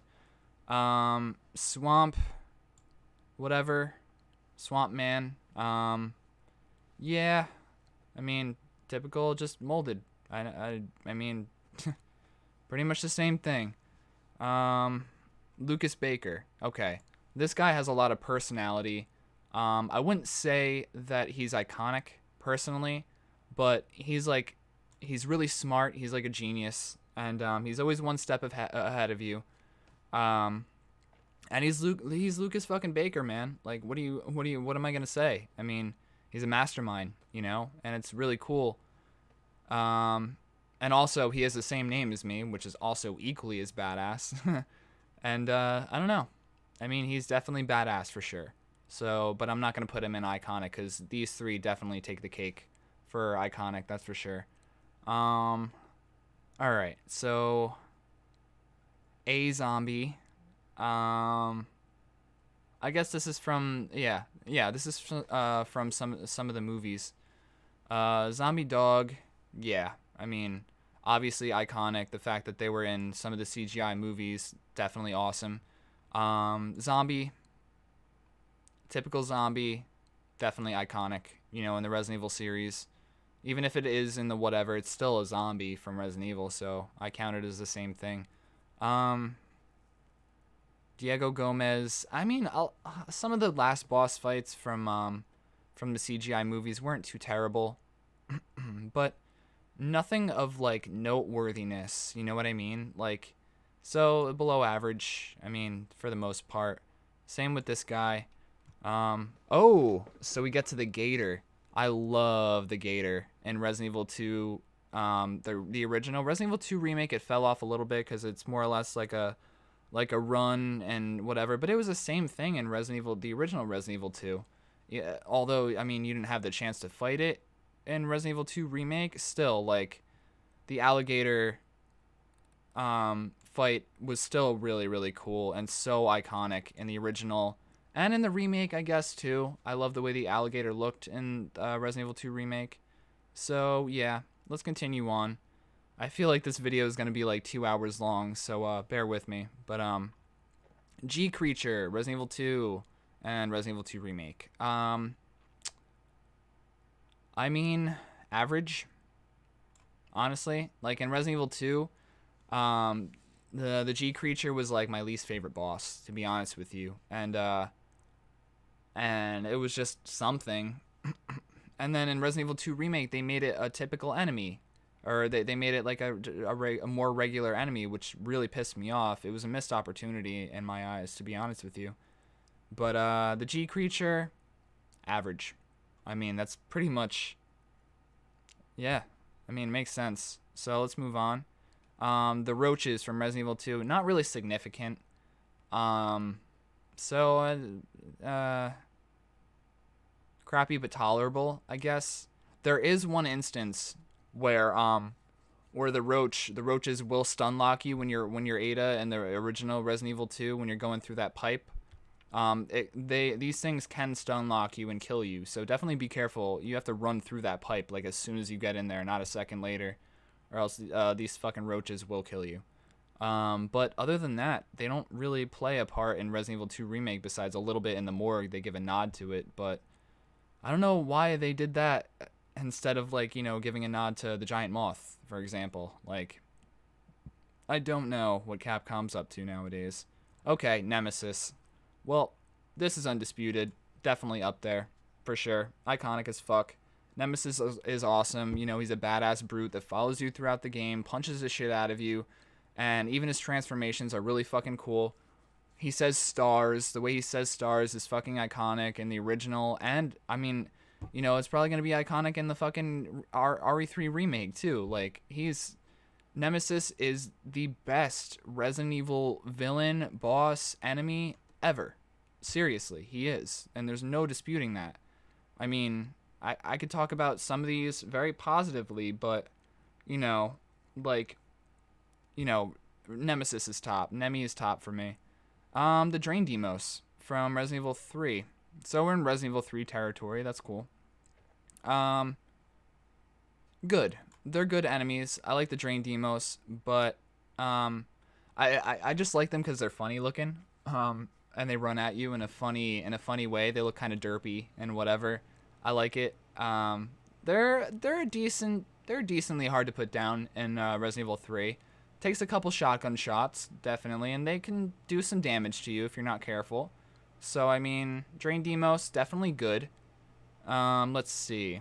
Brain Sucker. Okay, I'll put the Brain Sucker higher up there, just because there's definitely more room for error. I mean, it's a badass looking enemy too, not gonna lie. I love the design of the Brain Sucker, for real.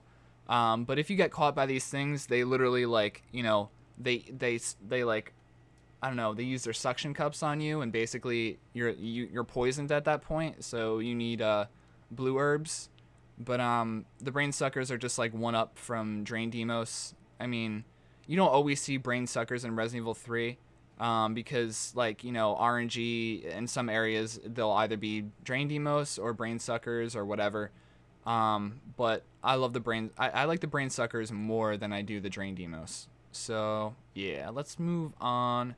Sliding worms. Alright, I don't give a shit about the sliding worms in Resident Evil 3, so I'm just gonna put them in crappy but bearable, but, you know, tolerable. I mean, they're little worms, whatever, you know.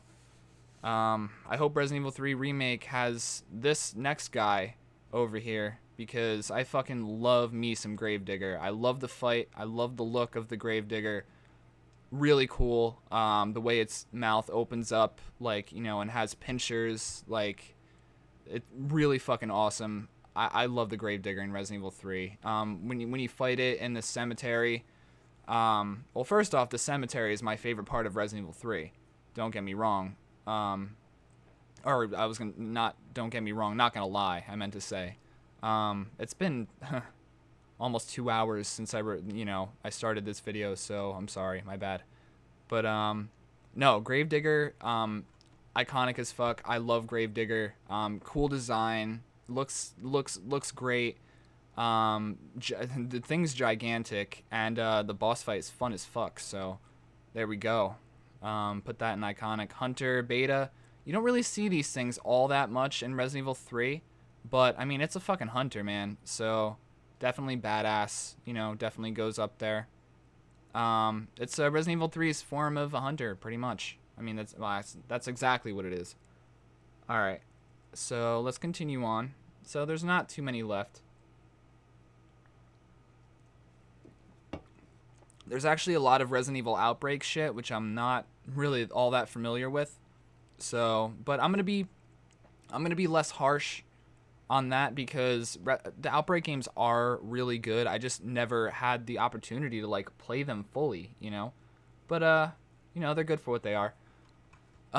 Regular T zombie. Yeah, definitely iconic. I mean, when you first enter the Spencer Mansion in the very first game, when you walk up to a zombie or to the first zombie in the game and its head turns and it has blood dripping from its mouth and you know just makes that growl, like you know you're in for a treat. I mean, so iconic. That part's iconic.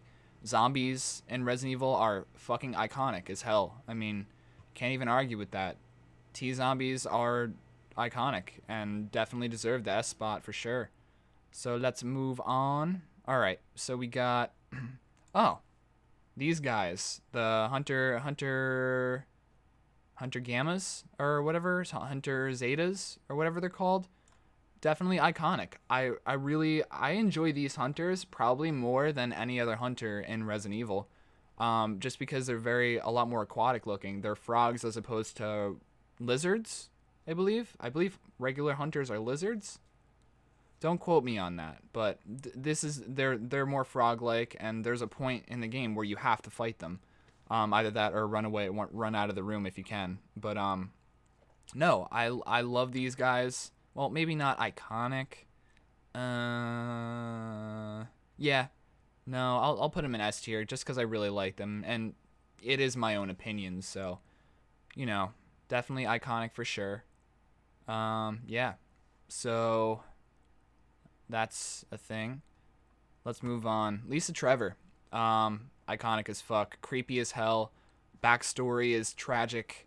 You know, it tells the story of how the Trevor family, you know, got experiments done on them, and Lisa Trevor got experiments done on her, but she kept a lot of her memories, and she says, you know, she's able to growl, still talk like a human, says mother, is aware of, you know, her mother's dead body in that, you know, area where you push the things off the ledge. Lisa Trevor is definitely very iconic and definitely a great addition to the remake because she's not in the original Resident Evil. She was an addition to the remake and a great addition she was. Very iconic. I love Lisa Trevor. And she does a lot of damage too. Like if you get hit by her, it's fucking over at that point. All right, let's move on. The fountain plant. Okay, so this thing, it's easy to take out. All you have to do is put a chemical into a thing. You definitely don't want to run into these guys. I think it is an insta kill. So I'll put it at below average. I mean, you only see them once in Resident Evil 1 and Resident Evil 1 Remake, so whatever. I mean, it's there. You still have to kill it, so whatever. Okay, so now we're getting into like some of the more odd stuff. We're getting into some Resident Evil Survivor stuff, which I mean I didn't play fully throughout, and honestly I really hated playing. It's not a great game. It's really garbage. Hypnos T, Tyrant, yeah, crappy but bearable. I mean, it's same old shit, but not really that great, you know? Oh, but these things, the cleaners, they're like monkey looking zombies kind of. I like the look of them. I like how they have a biohazard mask on and stuff like that. So I'm going to put them in the good category cuz they look cool, so why not? But they are in Resident Evil Gun Survivor #1, so I mean that's obviously a downfall. But hey, it's a cleaner. What do you want? Let's move on. Okay, so we're getting into Code Veronica territory, I think. Okay, so Alexia. Yeah, I'm gonna put her as iconic. Like, she looks cool. She has a really cool backstory. She's the head of the Ashford family. Well, not the head of the Ashford family, but she injected herself with the virus because she was able to contain it or whatever. She created the the T Veronica virus. Yeah, Alexia, iconic. I mean, the boss fight with her is fun. She throws blood and it turns into fire. Like, that's some witch ass shit. Like, that's ballin'. Like, Alexia is fucking ballin'. She's a badass. She don't play around. And just like the look of Alexia, honestly, in general, is just like so well done. So well done. I give this game everything in the world. So much props. So let's move on. Yeah, that's Alexia. And even her final form is really, really awesome too. The bats from from Resident Evil 0. Uh, oh no, there's also bats in Code Veronica, but they're just annoying garbage. They're really not there for really much. Just, an enemy that can bite you, kind of like crows, but not crows. So, fuck it. Annoying garbage. I would rather have crows. Crows are the best. Crows are the best. Bandersnatch. This is a tough one. I would put the Bandersnatch in the good category just because it looks really cool. They look really cool. They have one arm that stretches. They're unique, and I get what they were trying to do with the Bandersnatches, but at the same time, they're way too fucking hard to put down. Way too hard. You have to use so much damage to put these, or use so much ammo and use a lot of resources to take these fucking things down. It's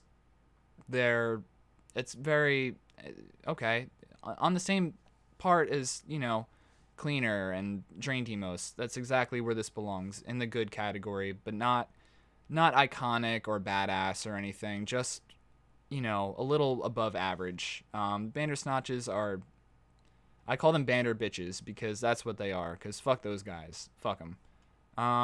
Gulpworm. Okay, so yeah, I don't like this thing in Resident Evil Code Veronica. It's basically like a shitty knockoff of what's it called? Of the Gravedigger, basically, but it's not as cool, and it just does the same shit as the Gravedigger, but not as good. And it's in a game that is not as good as Resident Evil 3. So add all those factors together, and you got the Gulpworm. Fuck Gulpworm. So let's move on. So Albinoid. Okay, so this, for an enemy that had so many files about it and so much backstory about it, there was maybe like a few in the game and then one giant one, and it was so underwhelming. Like, I thought that these things were going to be like, a boss headed forward into like, a different part of the game. And these things were going to be like more regulars in the game, but they weren't. It kind of sucked. And for that alone, like, I mean, they look cool. They're honestly pretty cute. Like, the little baby ones, I would definitely adopt one. They're pretty cute. But, anything else about them is just like, okay, whatever, I guess. So, definitely below average. No. Crappy but bearable. But tolerable. Just because, I definitely want a little pet baby albinoid. Like, that's on my wish list. If anybody on the channel wants to buy me an albinoid, definitely feel free. It would be a good stocking stuffer for Christmas, all right, so let's move on. Crimson Head. Oh, yes. Okay. Yeah, definitely going in iconic for sure. And here's why. So, in the original Resident Evil, and in pretty much every Resident Evil game, when you put a zombie down, either the body disappears or it stays there. But here's the thing, well, actually, no, it doesn't stay there. It usually disappears. But here's the thing, with Resident Evil 1 Remake, it took the original and flipped it around. You think you killed the zombies, and they're on the ground, dead. But after a certain amount of time, the zombies reanimate, become faster, they grow claws, they have sharp ass teeth, and they run at you. Like, they're faster. And they do a lot more damage. And if you have a room full of these guys, you're screwed. That's it. So you gotta either blow their head off or set them on fire. So, I mean, Crimson Head zombies are the fucking coolest addition to Resident Evil. Like, that's why I love Resident Evil Remake so damn much, because it's just such a good game. I could talk about that for hours, so let's move on.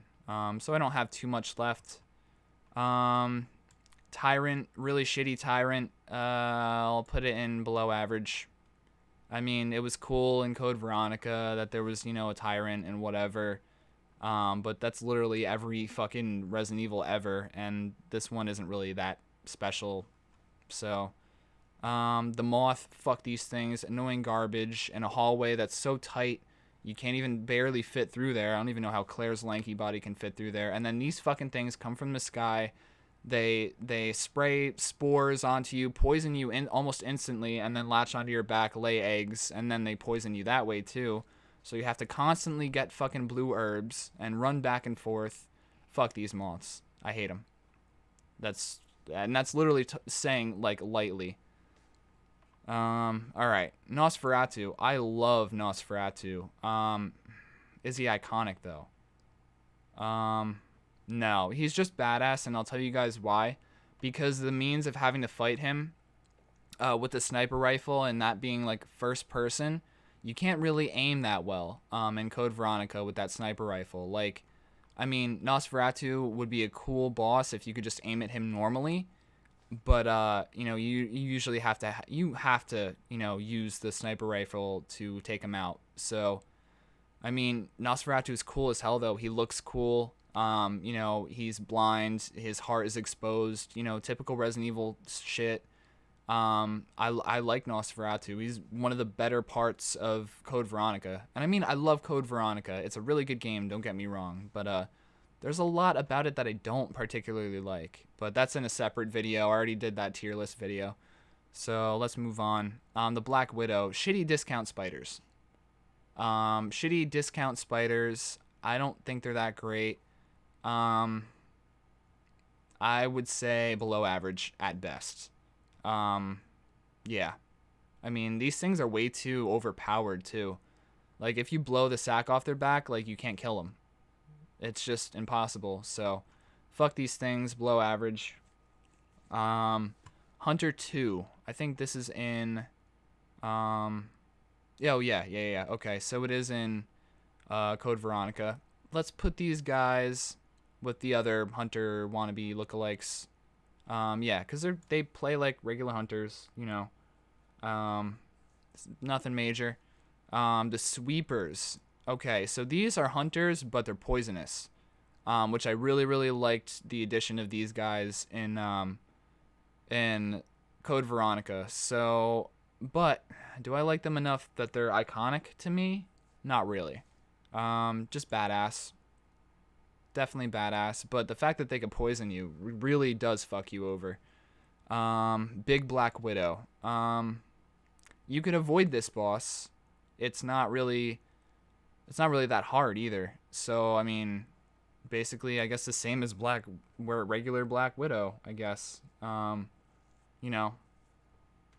Whatever. The ants. Oh, yeah, the small little ants that crawl on the ground and can, stun lock you in Code Veronica. Yeah, fuck these guys. Steve. Okay. So there's this really fucking annoying character in Code Veronica called Steve, as you guys are aware of, I think, if you're watching this video. And basically, I can't even say that when he turns into, spoiler alerts, by the way, this whole video is spoiler alerts, so whatever, but I hope you guys, know that. Yeah, so Steve, he basically turns into a tyrant towards the end of the game, last 20-30 minutes. Steve, he just whines the whole time when he's transforming, and all I could picture him saying is Claire, and I hate Steve. I mean, it was a cool looking boss, so that's why I'm gonna put it below average. But fuck Steve. I hate that character with a passion.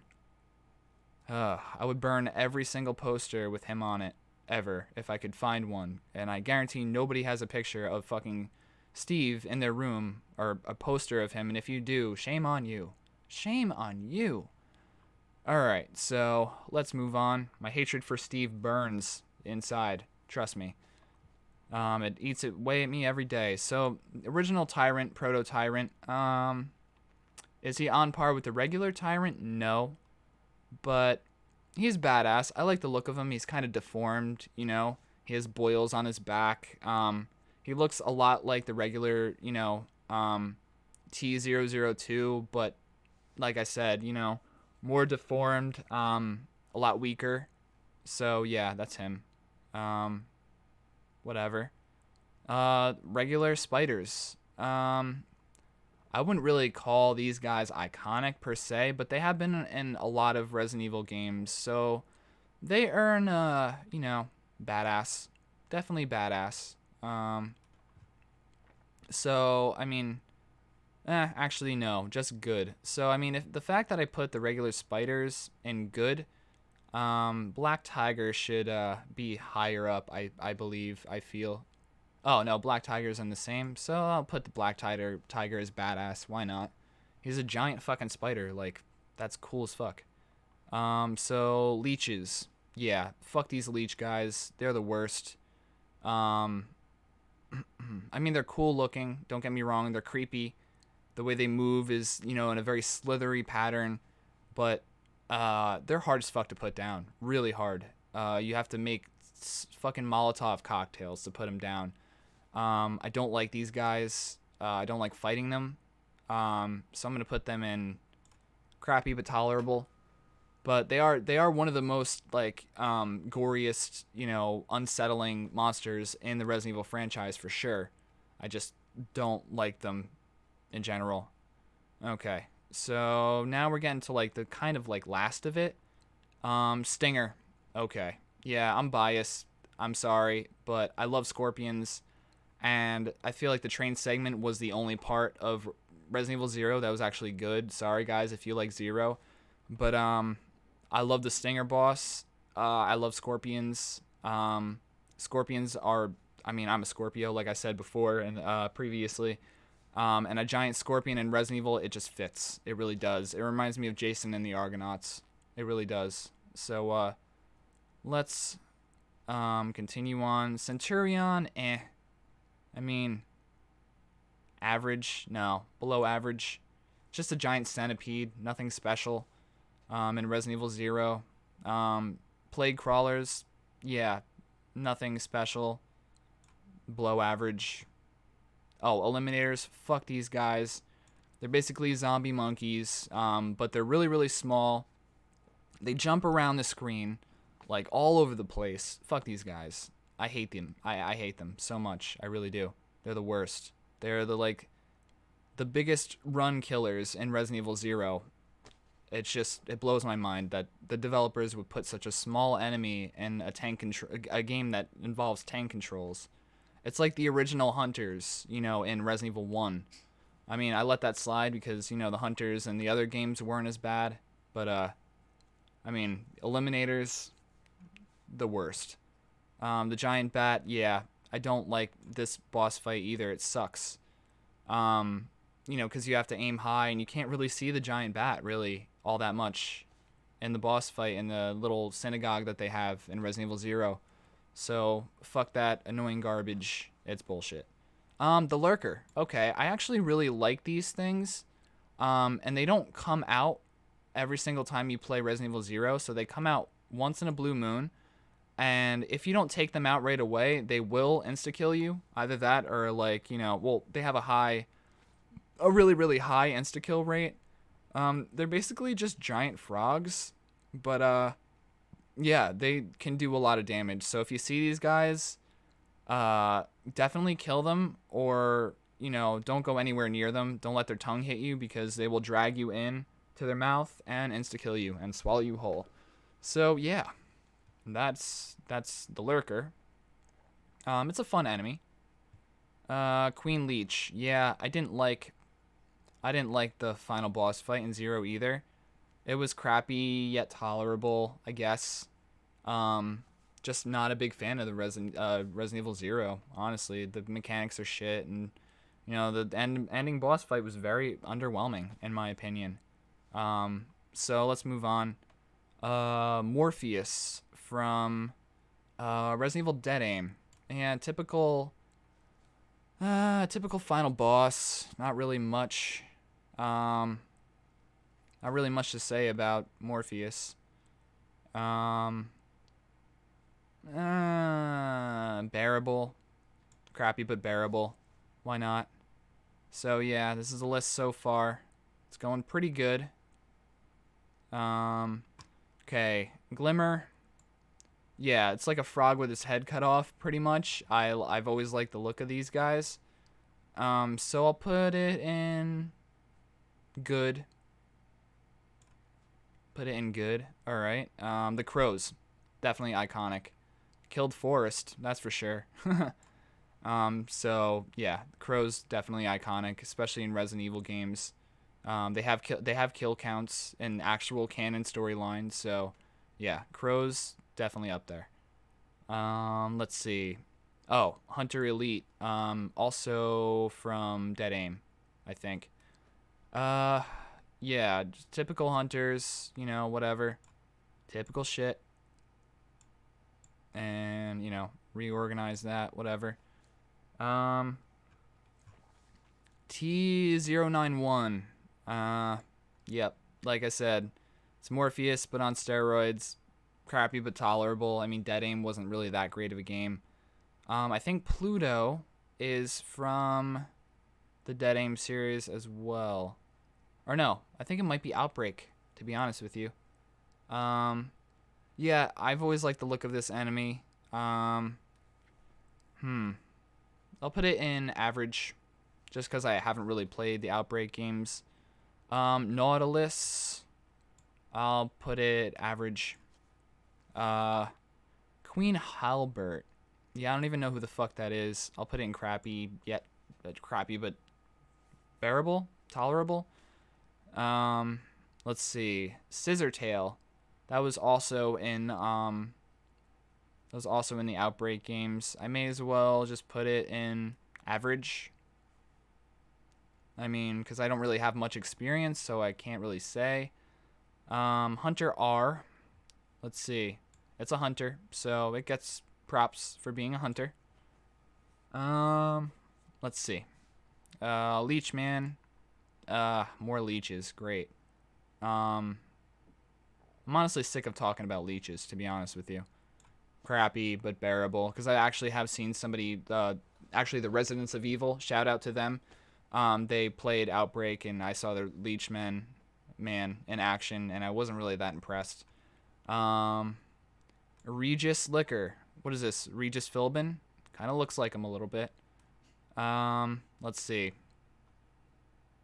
I mean, it's a different type of liquor, which is really cool. I'll put it in the badass category. I like the fight. It's really cool. Giant Leech. Yeah, I didn't really like this fight. I saw that before. I've seen people try and kill the Queen Leech. Not really a big fan. Hunter Alpha, typical shit. Let's see. Obviously by the other hunters, total of 7 hunters. In the series, 7 different types, or 8 different types actually. Thanatos, typical tyrant. Nothing really major. That can go in the tyrant category. Where is that? Which one is that? Yeah, below average. Whatever. Nothing's better than the original tyrant. Oh, the zombie elephant. Okay, I'm definitely gonna put that up here in iconic. Because a zombie fucking elephant, why not? That's so cool. It looks cool. It's gigantic. I mean, it takes a lot of ammo to put down, which, I mean, that's probably what a zombie elephant would take, as far as bullets are concerned. So definitely put that up there in iconic. Hyena, eh, average. And Outbreak. The toucan. I really like the fact that they added a toucan to the mix. Not on par with the crow, but definitely badass. A fucking zombie toucan? Hell yeah. I'm on board with that. Lioness, definitely, definitely, definitely badass for sure. Not iconic, but badass. Because having a zombie fucking lioness, are you kidding me? That thing would rip your shit to shreds. That's like the most realistic, um, you know, zombie thing in Resident Evil. Let's see. Megabyte. I wasn't really happy with the Megabyte in the Outbreak games. They probably could have made it look different or whatever. It's basically a giant flea. And then, or Gigabyte, I mean, and then Megabyte. Probably just crappy but bearable. Whatever. Green Zombie. That's also an Outbreak. I'll just put it in average. It's a zombie. I mean, whatever. Let's see. Stalker. A zombie male lion, which I mean, you know, have to be gender equality. Have to give this gender equality. So you know, a lioness can't be better than a lion, and a lion can't be better than a lioness. There we go. Definitely badass. I mean, the fucking zombie lion, man. Just think about that for a second. Crazy. So Axeman. There's a lot of lore behind him, so I'll put it in good. Axeman. Yep. From the Outbreak games. Yawn. Definitely classic. I mean, he has a kill count, so he's a giant snake too, which I mean, who fucking doesn't love a giant snake? Evil Shade. I don't know really what that is. What the fuck is that? I'll just put it in garbage because it's kind of just looks like a plant. Like whatever. Huge plant.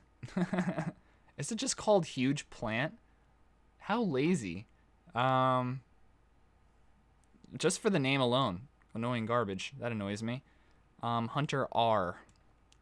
Okay, this is also in the Outbreak games. Huh. I'll just put it by the other tyrants. Let's see, where are they? Where are you, other tyrants? There we go. By Thanatos. Look at that, they're buddies. Nyx. Okay. Definitely really cool. It's a plant zombie that basically absorbed a Mr.X lookalike. I'll put it in the badass category. Not exactly iconic, but you know, definitely a cool ass fucking concept that they, you know, definitely didn't drop the ball with. They picked up the ball and ran with it with Nyx. Definitely, that's for sure. Talos. It's actually a really cool Talos is actually a really cool tyrant. But it's not in a game that people or that, you know, everybody likes, honestly, and I don't really like the Umbrella Chronicles. I like the Dark Side Chronicles much better. I'll put it in average. Actually, no, I'll put it in good because it's a cool final boss, especially in a rail shooter. So there's that. And then Sergei Vladimir, I'll put him next to all the other tyrants. I don't really care about Sergei. I do like Talos, though. Don't get me wrong. Let's see. Ivan. I'll give them points for having sunglasses like Wesker, but that's about it. Average. Also, this is all in the Chronicles games, the 2 games that were made for the Wii. They're rail shooters, just so you guys know. Okay, we got Anubis. I don't know where the fuck this. I don't know where this guy should go. Probably in crappy but bearable. Same thing with the Jabberwock. All right. And Piranha. I'll put that here as well. Actually, I'll put this with that stupid That stupid fucking fish thing from Revelations 1. Where is that? Alright, whatever. Cerberus. Definitely iconic. Nothing wrong with some Cerberus. You know, can't go wrong with a Cerberus. Seriously. These zombie dogs are iconic. They're in the opening. They're the very first enemy that you see in all of Resident Evil. The first thing that you see is zombie dogs. Cerberus, right there. Boom. Iconic as fuck. Makes for a fantastic opening to a game, too. V Complex. Let's just put this in average. Hilda Hidalgo. Oh, yeah. This wasn't a particularly good fight. It's more or less just like a good part in the game because of storyline-wise with Leon and Krauser. So below average, definitely underwhelming. Village Ganado. This goes right with the Castle Ganado, in my opinion. I mean, it's just a standard good time. I mean, this asshole, we invade his house, shoot him up, kill him, and, you know, whatever. Leon kills people. Hooray. Oh, Chainsaw Man, El Salvador. Get the fuck up there, you. Iconic for sure. I mean, when you first see this guy, you're just like, what the fuck? A guy with a chainsaw? And then he insta-kills you right then and there. Like, if his chainsaw goes anywhere near you and he gets a hold of you, you're dead. So, definitely a really, really iconic character in the Resident Evil series, that's for sure. I mean, he sets off the tone for Resident Evil 4, so whatever. May as well, right? Plaga. I mean, it's what makes Resident Evil 4 different. It changes, like, the typical slow zombie-esque enemy, and brings a little something to it. So, I'll put it in good. Alright. Oh, Del Lago. I love this boss fight. I think it's so iconic. You're in water. And, well, first you see, like, this giant thing fucking, you know, kill people on a boat. And then you fucking, you know, you go into the water. And you verse this thing. You get to throw spears at it. It's a really fun boss fight. I really enjoy it. Del Lago's really cool looking, too, in Resident Evil 4. He can insta-kill you also if you're not careful. Just a good time, honestly. That's why Resident Evil 4 is so iconic. Literally, like, I love Resident Evil 4. Alright, El Gigante. Definitely get up there. For sure. Iconic as fuck. You find a wolf early on in the game, and the wolf protects you from this fucking hulking beast. And basically, you know, it's just a giant fucking hulking thing that just, you know, can kill you and whatever easily if you don't have enough ammo or whatever. And then once you shoot it enough, it has a giant, you know, what's it called? Parasite that comes out of its back, and you get to hit a bunch of buttons and mash some buttons. It's a fun time. El Gigante is a good enemy. I don't know what this is. Oh, these are the dogs from Resident Evil 4. So let's put them by all the other good doggos over here. They're good boys. They are really good boys. Yes, you guys are. You're so cute. Alright. Enough of that bullshit. Oh. The Bella Sisters. Pretty much the same as Chainsaw Man. I mean, iconic, you know? Actually, no, less iconic, because you kind of get sick and tired of the Chainsaw Man. But once, you know, you meet the Bella Sisters, because you see 3 of these guys before you even see the Bella Sisters anyways, so whatever. But they are badass, though. So let's move on. Batoris Mendez. I love this boss fight. He's the big cheese. He grows into like this actual good centipede-looking thing. He's pretty hard to take out if you don't know that that flame grenades will take him out if you throw 3. But yeah, Batoris Mendez, the big cheese, you know, he wears a trench coat. He's very Nemesis and Mr.X-esque in the beginning. Big hulking dude. Nothing else really more I can say about him. He's just a really, really good looking, scary boss for sure. Yeah. So let's move on. One more. We got the, oh, fuck these things. Wow, it had to end with this, huh?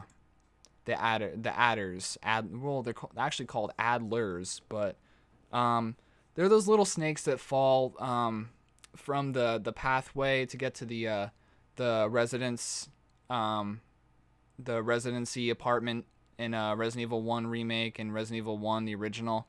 They have a chance to poison you. 50% chance. It gets really fucking annoying, especially if you don't have a blue herb on you. So fuck these guys. I could do without these guys, honestly. That would make the game so much better if these things were not fucking in it. It's annoying garbage. I hate it. So yeah, I mean, that's my list. I'll go and do a little bit of editing. Get up there, Nemesis. Definitely number one. Let's see. There's a lot of these guys, so Mr.X, Birkin, Iron Maiden, and Regenerator. Wesker is definitely up there. Probably better than, no, not better than Willie B. Willie B is God. Original Tyrant. Oh, this guy is all the way up here, I believe. Skag Dead, definitely up here. Regular Wesker, not as good as Final Form Wesker, but I mean, I have to put him at least here. Crimson Head.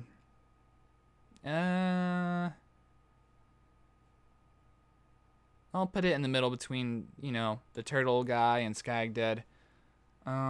Lisa Trevor, definitely up there for sure. Alexia, get on up there. Jack Baker definitely goes up there for sure. Stinger, put that over here. Hunter Gamma, put that over there. Chainsaw Guy. Chainsaw Guy goes right over here. Alligator goes over here. Well, no, Stinger first. Giant Elephant looks like it should go over here. Zombie Dog, very iconic. Goes over here. Gravedigger over here somewhere. Yeah, in the middle of these two.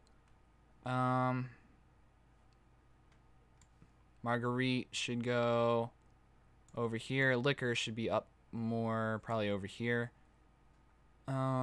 Let's see. Regular Zombie, I mean, iconic as fuck. That should be all the way up here, honestly, to be honest with you. Yawn, pretty iconic. Crows, definitely over here, for sure. Torres Mendez. He was like the first Marguerite. Del Lago is pretty iconic. Elegante. Well, the first enemy that you see in any Resident Evil game definitely goes over here without saying, without any question. Yeah, so that's good there. Let's see. I think the hunters definitely go up first. So we got hold on. Where's the regular hunter? Yeah, whatever. Hunter 2, well, I personally like the Revelations Hunter the best.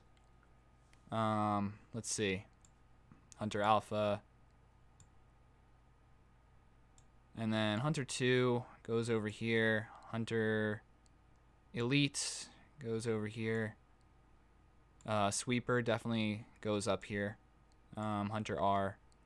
And then let's Zombie Tiger definitely goes up here. Hunter Beta, yeah, down here. Liquor B, put that over this way. Executioner up here.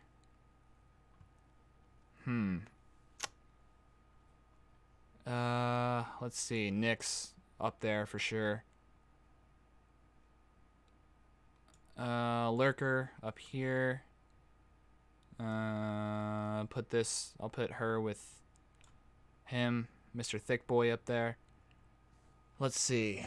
Zombie Toucan. Put that up there. I thought that was a really cool concept. I really did. Let's see. Lucas Baker. Nah. Nosferatu. Put up there. Put him right there. Black Tiger up here. Lioness. Put her with him.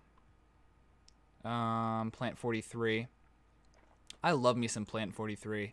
I might be biased, but whatever. Plant 42, put that under Plant 43. This creepy ass motherfucker. Put that right there. U3 right here. That looks pretty good. Yeah. Yeah, I'm not going to go through all of these. If there's any that I want to put on top, though, like Ooze, I'll put over here with them. And then, yeah, that looks about right, to be honest with you. Yep. Yeah, it looks about right.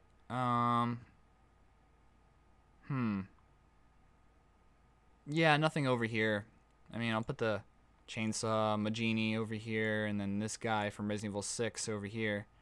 And then the Knight, that looks good. Krauser, I'll put him all the way up on the top of average.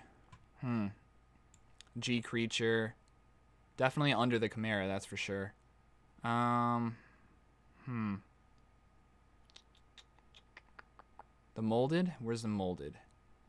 Molded's over here. I'll put him up there too, with all these guys over here, and the Doggos, and then everybody else.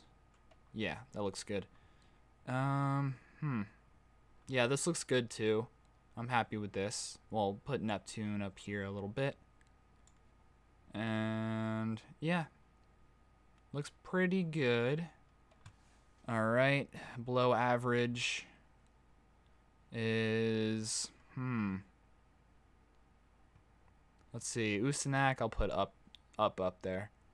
And then all the other tyrant looking guys over here, because tyrants are cool, you know.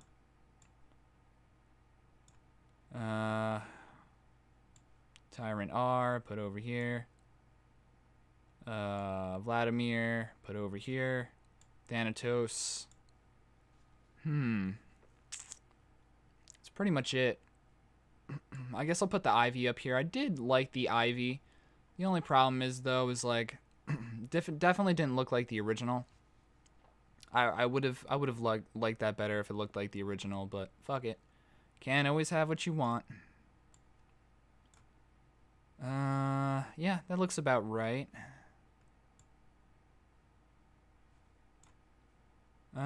Yeah, alright. Let's move on to crappy but bearable. Let's switch this around just a tiny bit. Novistador, get down there. Piece of shit. Reaper, whatever. Sliding worms.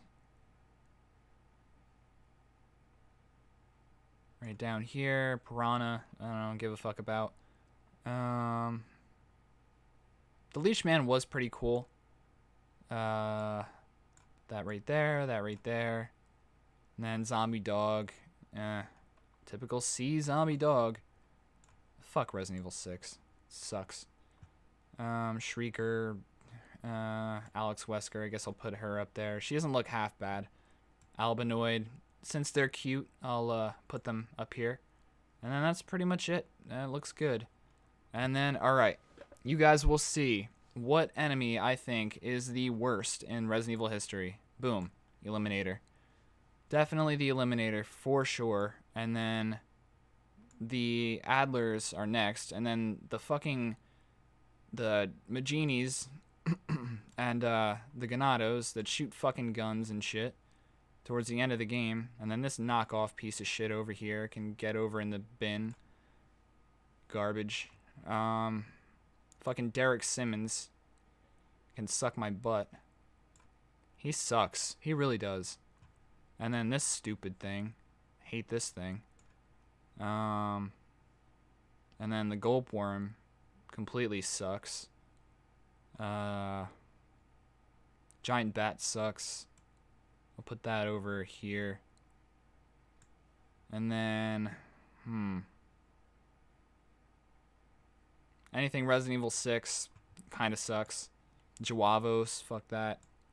Put that all the way down there. And then, let's see. Carla. Oh, Carla. Put her down there. Fuck her. Gulp worm.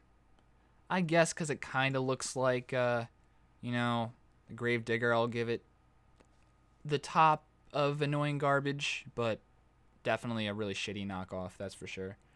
I'll put the spiders over here, because at least they did something in Resident Evil 7, you know. The moth. Oh, fuck the moth. You know what? I think the moth... the moth in Code Veronica X is actually worse than the Eliminators. I'm surprised that I'm even saying that, but fuck those moths, man. And then bats. Fuck these bats. Hate those. Then the insects. I'll put them right here, because at least also they serve some purpose. And they came out of a snatch, so that's a plus. A weird looking snatch. Yeah, but that's pretty much it. So, Nemesis is the best. The worst is the moth. And then I'll run through this so you guys can see the list for yourself, nice and slowly, if you want to pause. Check out my true feelings about it. So I mean, I discussed all these things enough. It's definitely gonna be like a 2.5 hour video. Yikes! Whoops. Sorry guys. Maybe 3 hours video. Sorry. But yep. This is how I feel about these enemies. I'm not gonna go too more in depth, but Nemesis is definitely tops for sure. Just the best fucking villain in Resident Evil history. So yep, that is my tier maker list. If you want to make a list the same as I did, and you want to show me or whatever, definitely screen cap it to me. Send it to me on Instagram, personal message it to me. That'd be awesome. I would love to see what you guys have to say, what you guys like, what you guys don't like. If you hated this tier maker list, I'm sorry if it was too long. If you hated this and think I'm an asshole and a piece of shit for liking Nemesis, definitely put it down in the comments below. I would love to read your comment. Yeah, that's gonna end it for today. That's pretty much all the time I have for you guys. I've spent a lot of time and a lot of hard work on this, so hopefully you guys watch it. And also, definitely please like, subscribe, and support the channel if you haven't. I just wasted 3 hours of my life for you guys. No, I'm just kidding. I love doing this stuff. But thank you guys anyways. You guys are awesome. And, you know, everybody that supported me from the beginning, definitely props to you guys. Thank you guys so much. I love everybody that comes onto the channel. I live stream 5 days a week, Monday through Friday, anywhere from 4 o'clock to about, I'll start anywhere from 4 o'clock to 8 o'clock. Don't mind my Instagram posts. Usually when I say that I'm going to stream, I'm usually like maybe 10-15 minutes late tops. Life gets kind of hectic for me sometimes. I have a lot of responsibilities at home, so I try and deliver as much content as I can to you guys whenever I can get it out. So hopefully you enjoy this video. Like I said, please like, subscribe, support the channel. I have been Luke from Wrestling with Evil, and I will see you guys very, very shortly. Thank you all. Mwah. Peace out.